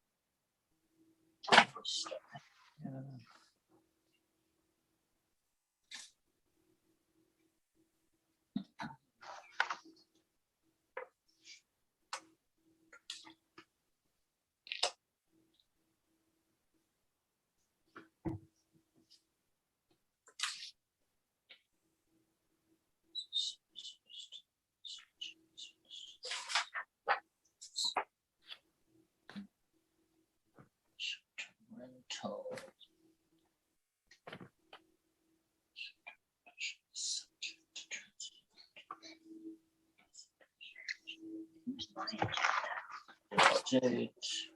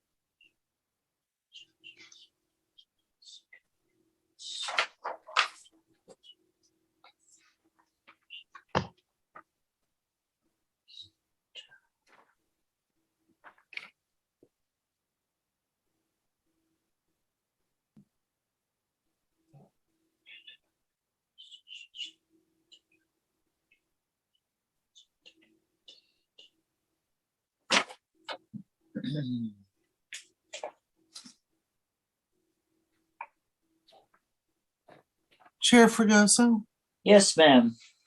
there was a public comment about 114 Forest and our decision with respect to the tree at 114. And I just thought, as we're looking at these minutes, Linda, I don't recall, and the minutes don't reflect here, that we said anything about the tree committee taking up removal of a tree that we discussed as being retained. Do you have a recollection with respect to Deb Benson's comment on that issue?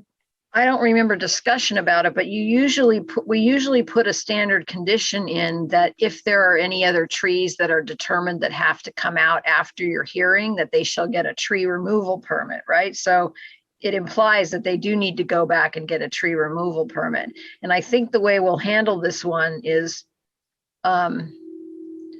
first of all, we'll see if our engineer agrees and our arborist agrees that this, whatever the construction thing they're saying is going to require the removal of it. If our arborist doesn't agree and our engineer doesn't agree, right, then we'll take that back to the tree committee as saying that we don't agree that it really needs to come out. But I think we're probably going to find that, you know, when they started to get into the actual construction drawings, they figured out that because I think he mentioned that he wasn't sure. I remember that part, that the owner said, So you know, we want to keep this, but we're not sure we're going to be able to. There was one tree. there is a I think comment. that I There think is a that was comment on page 3. Mr. Stewart said they want to save the trees. They will work with the arborist, strategically drilling piers for support. Yeah. so I think that was related to the tram that they were putting in. They didn't know at that there was one tree near it. No, 114 isn't the tram property. 114 was the young couple on Forest. The tram was on Forest Terrace. So the 114. Forest Terrace is the one that talks about the tree. Well, I thought she said it was 114 Forest, and that was the one where the owner said we want to try to keep. That was just the parking deck. Remember the parking deck with the stairway that was going to run down the side of the property? And there's a number of trees that are kind of between. Right. And But the owner on Forest Terrace said the same thing, right, about the tram. But I thought Deb Benson was talking about 114 Forest. Did I hear her wrong? Let me find her. I thought she said 114. And I think the issue was when a tree application goes to the tree committee for recommendation to the planning commission, and the application has trees in there that the applicant has said, you know, we'd like to keep this. We don't know if, and I think maybe both applications were like that. We're not sure that depending on where we put some of the supports, that the tree is going to be able to be kept or not, that the tree committee look at that and kind of consider those possibilities within the application so that they can come back to us with a fuller decision Oh. saying that if this is the case for this, we would approve it or not approve it. But not, that would have to happen in their initial review and not after it's been through the tree committee and through the planning commission, and it was determined that the arborist would make that decision on the spot as they were laying out the construction site. So it doesn't make sense to have them go back. Is that what you were saying, Cindy, to go back to the tree committee after they're on site, they're digging the piers? Oh, it's going to impact this tree. We're going to have to take it out.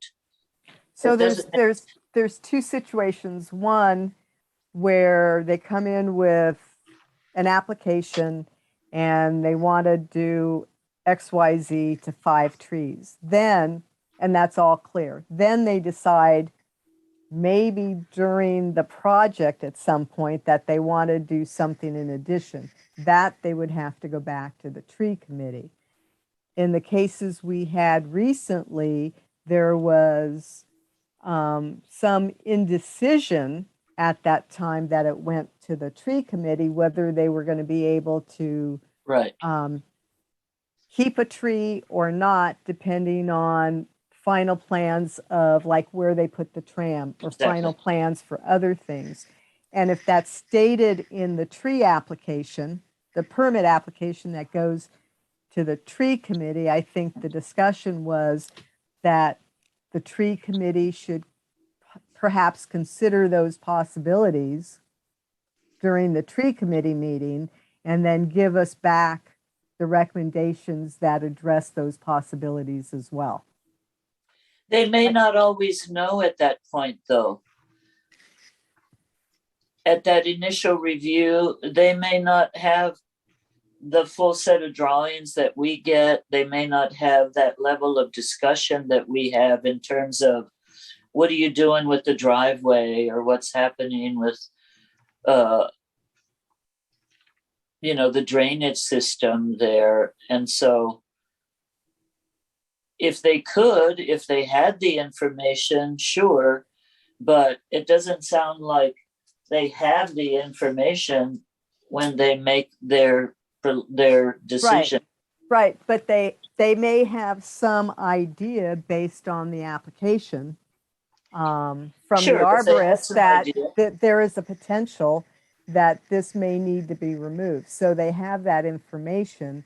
So I think our discussion was during their meeting on the application, they should, if it's in the application itself, those possibilities, then they can address those possibilities in their report back to us. So for example, if the possibility is that, they may have to remove a tree because of footings, then the tree committee could look at that and give back recommendations. And maybe those recommendations would say, we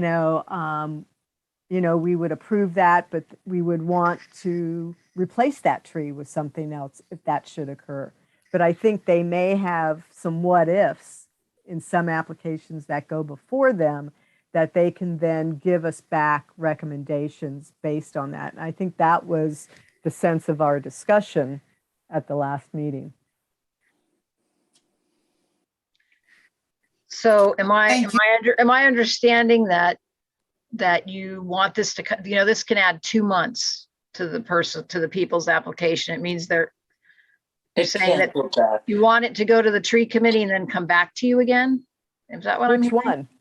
No. The trees, the trees that he just went back to them for. He went back to get a tree removal permit. His project's already approved. So what the code says is prior to planning commission action on a planning application, any tree removal request goes to the tree committee first for a recommendation.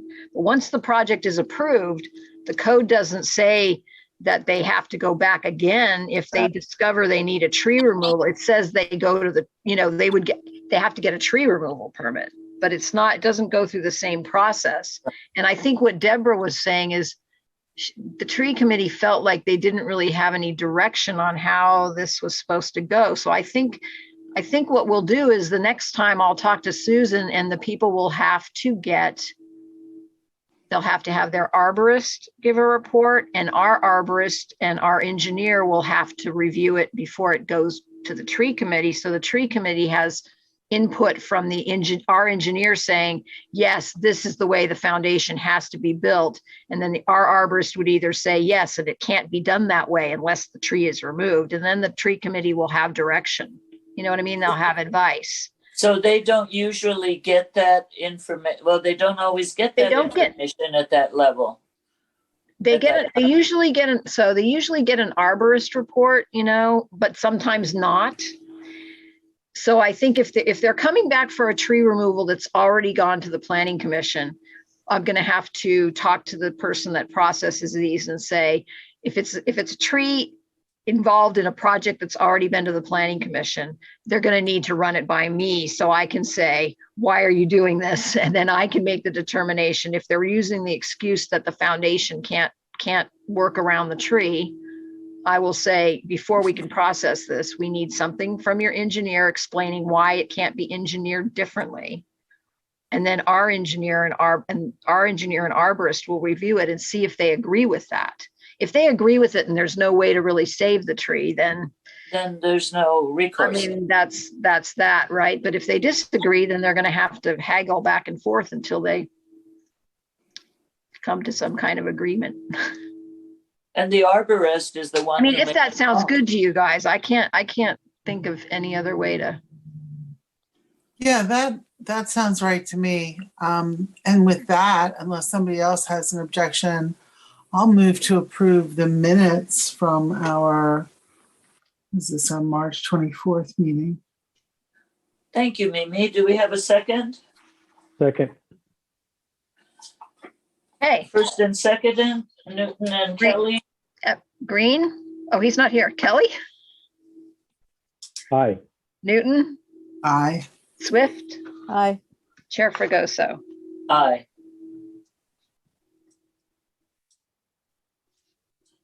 The motion passes. The minutes are approved. And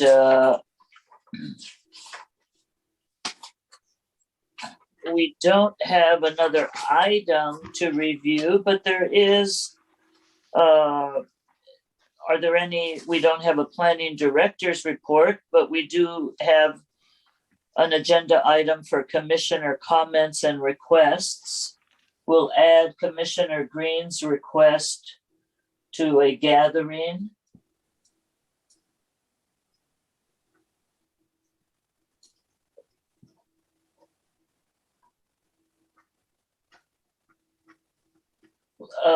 Linda, what is the date of the proposed second meeting in May?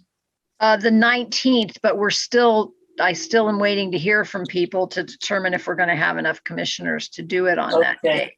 And is the reason specifically to look at SB9, or we have a big agenda, big items for the month? Why do we need the two meetings? I haven't been able to read your email. So there's two issues that are being pushed.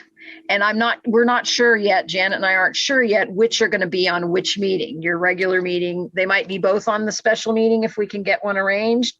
But there's the outdoor dining changes that the council would like made to our ordinance. It's going to require an ordinance change because right now businesses aren't supposed to operate outside a building, and structures in the right of way. So that requires your approval, and structures in the right of way require encroachment permit from the planning commission. And I don't really know how the council's leaning if they're trying to make that a ministerial approval. I won't be very happy about that, but I think the code's pretty good right now. The way outside uses have to go through the public hearing process. So everyone gets to have input on it.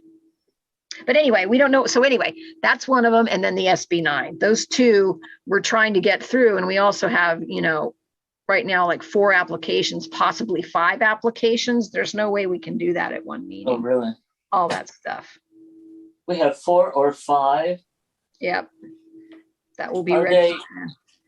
We're getting all these big I've never seen, I've been on the planning commission about 20 years altogether. I have never seen so many large scale That's right. renovations or new construction That's right. as I have in the last 2 years. I know. Me neither. Remember, we had like that Bay Road and we had Scenic and they were right near each other and they were both for new houses. And yep, we're approving. Yeah. We used to approve like one house maybe every couple of years, and it's just, yep. We've had one after another. Mhm. Linda, can I ask why we're postponing SB9 again? I thought it was kind of ready to go. I think that the issue was raised that there's some conflicts between the original law. Cindy might be able to explain it a little bit better because I think she talked with the attorneys.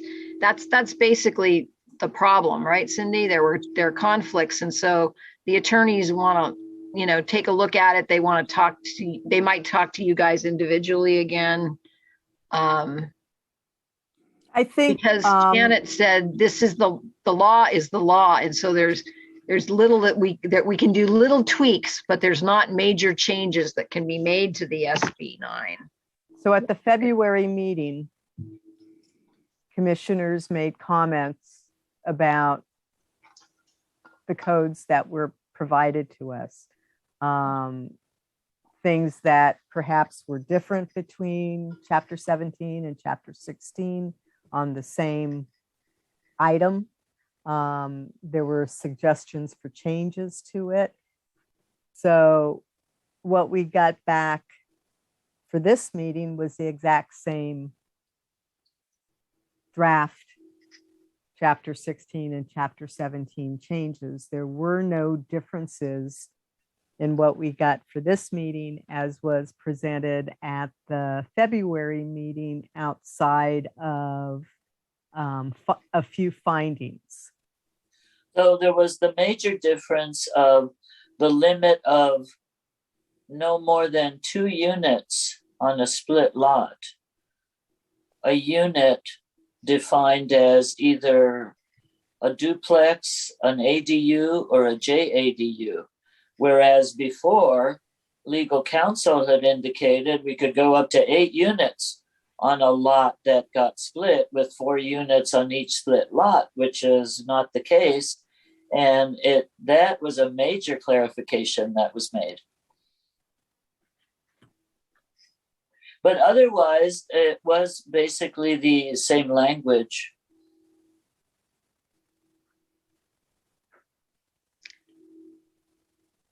So okay, well, it's postponed. One more time, and it slipped my mind. I was going to ask you about something else, Linda, and what the heck was it? short-term rentals? I don't know anything that's going on with that. What happened? Is council looking at rent restrictions? They have had limits. They have had presentations on it, and I have to be honest, I get wrapped up in my own little day-to-day planning projects. I don't know if I know they're talking about it, right? But I don't know if they've actually directed staff to draft any kind of an ordinance yet. I think they're still in the talking phases. What about Airbnb? Have they approved that? Are they done with that? Or is that coming back to them? I'm trying to think. So they have a meeting next week, right? And you know what? I would have to go online and look at their agenda because I will not have any idea. I will do that myself. I have some concerns about expanding Airbnbs when we have such a shortage of housing, affordable housing in this town, and yet we're expanding Airbnbs. I think we should have a no net loss housing policy. But that's me. Linda, what's going on with the housing element I don't know. Because amendment? I don't attend those meetings, and that's all being handled by the consulting group and Janet. So Janet is now handling the Oh, consulting. she's not acting as the planning director. She's working with the consultants to keep it moving. Oh my God.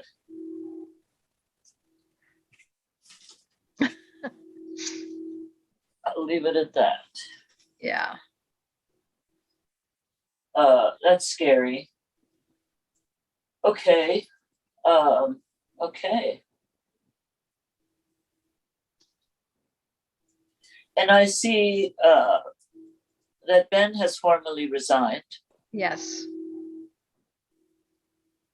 That is correct. So we'll be trying to fill, well, I'm assuming they'll be trying to fill the position, but it's, you know, I don't know if you guys have all been paying attention. It's like a lot of the planning directors in Marin County, well, have retired or moved to, you know, like Elise in San Anselmo, she was offered more money in Larkspur, so she's gone. So San Anselmo's looking for a planning director. Sausalito's looking for a planning director.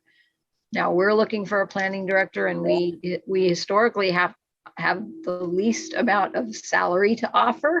Right. We have a very small, overworked staff. So when you take a position, you don't have a lot of people that can do things for you. You have to do a lot of work yourself when you're the planning director. It's not like it's going to be very hard for us to get a good planning director.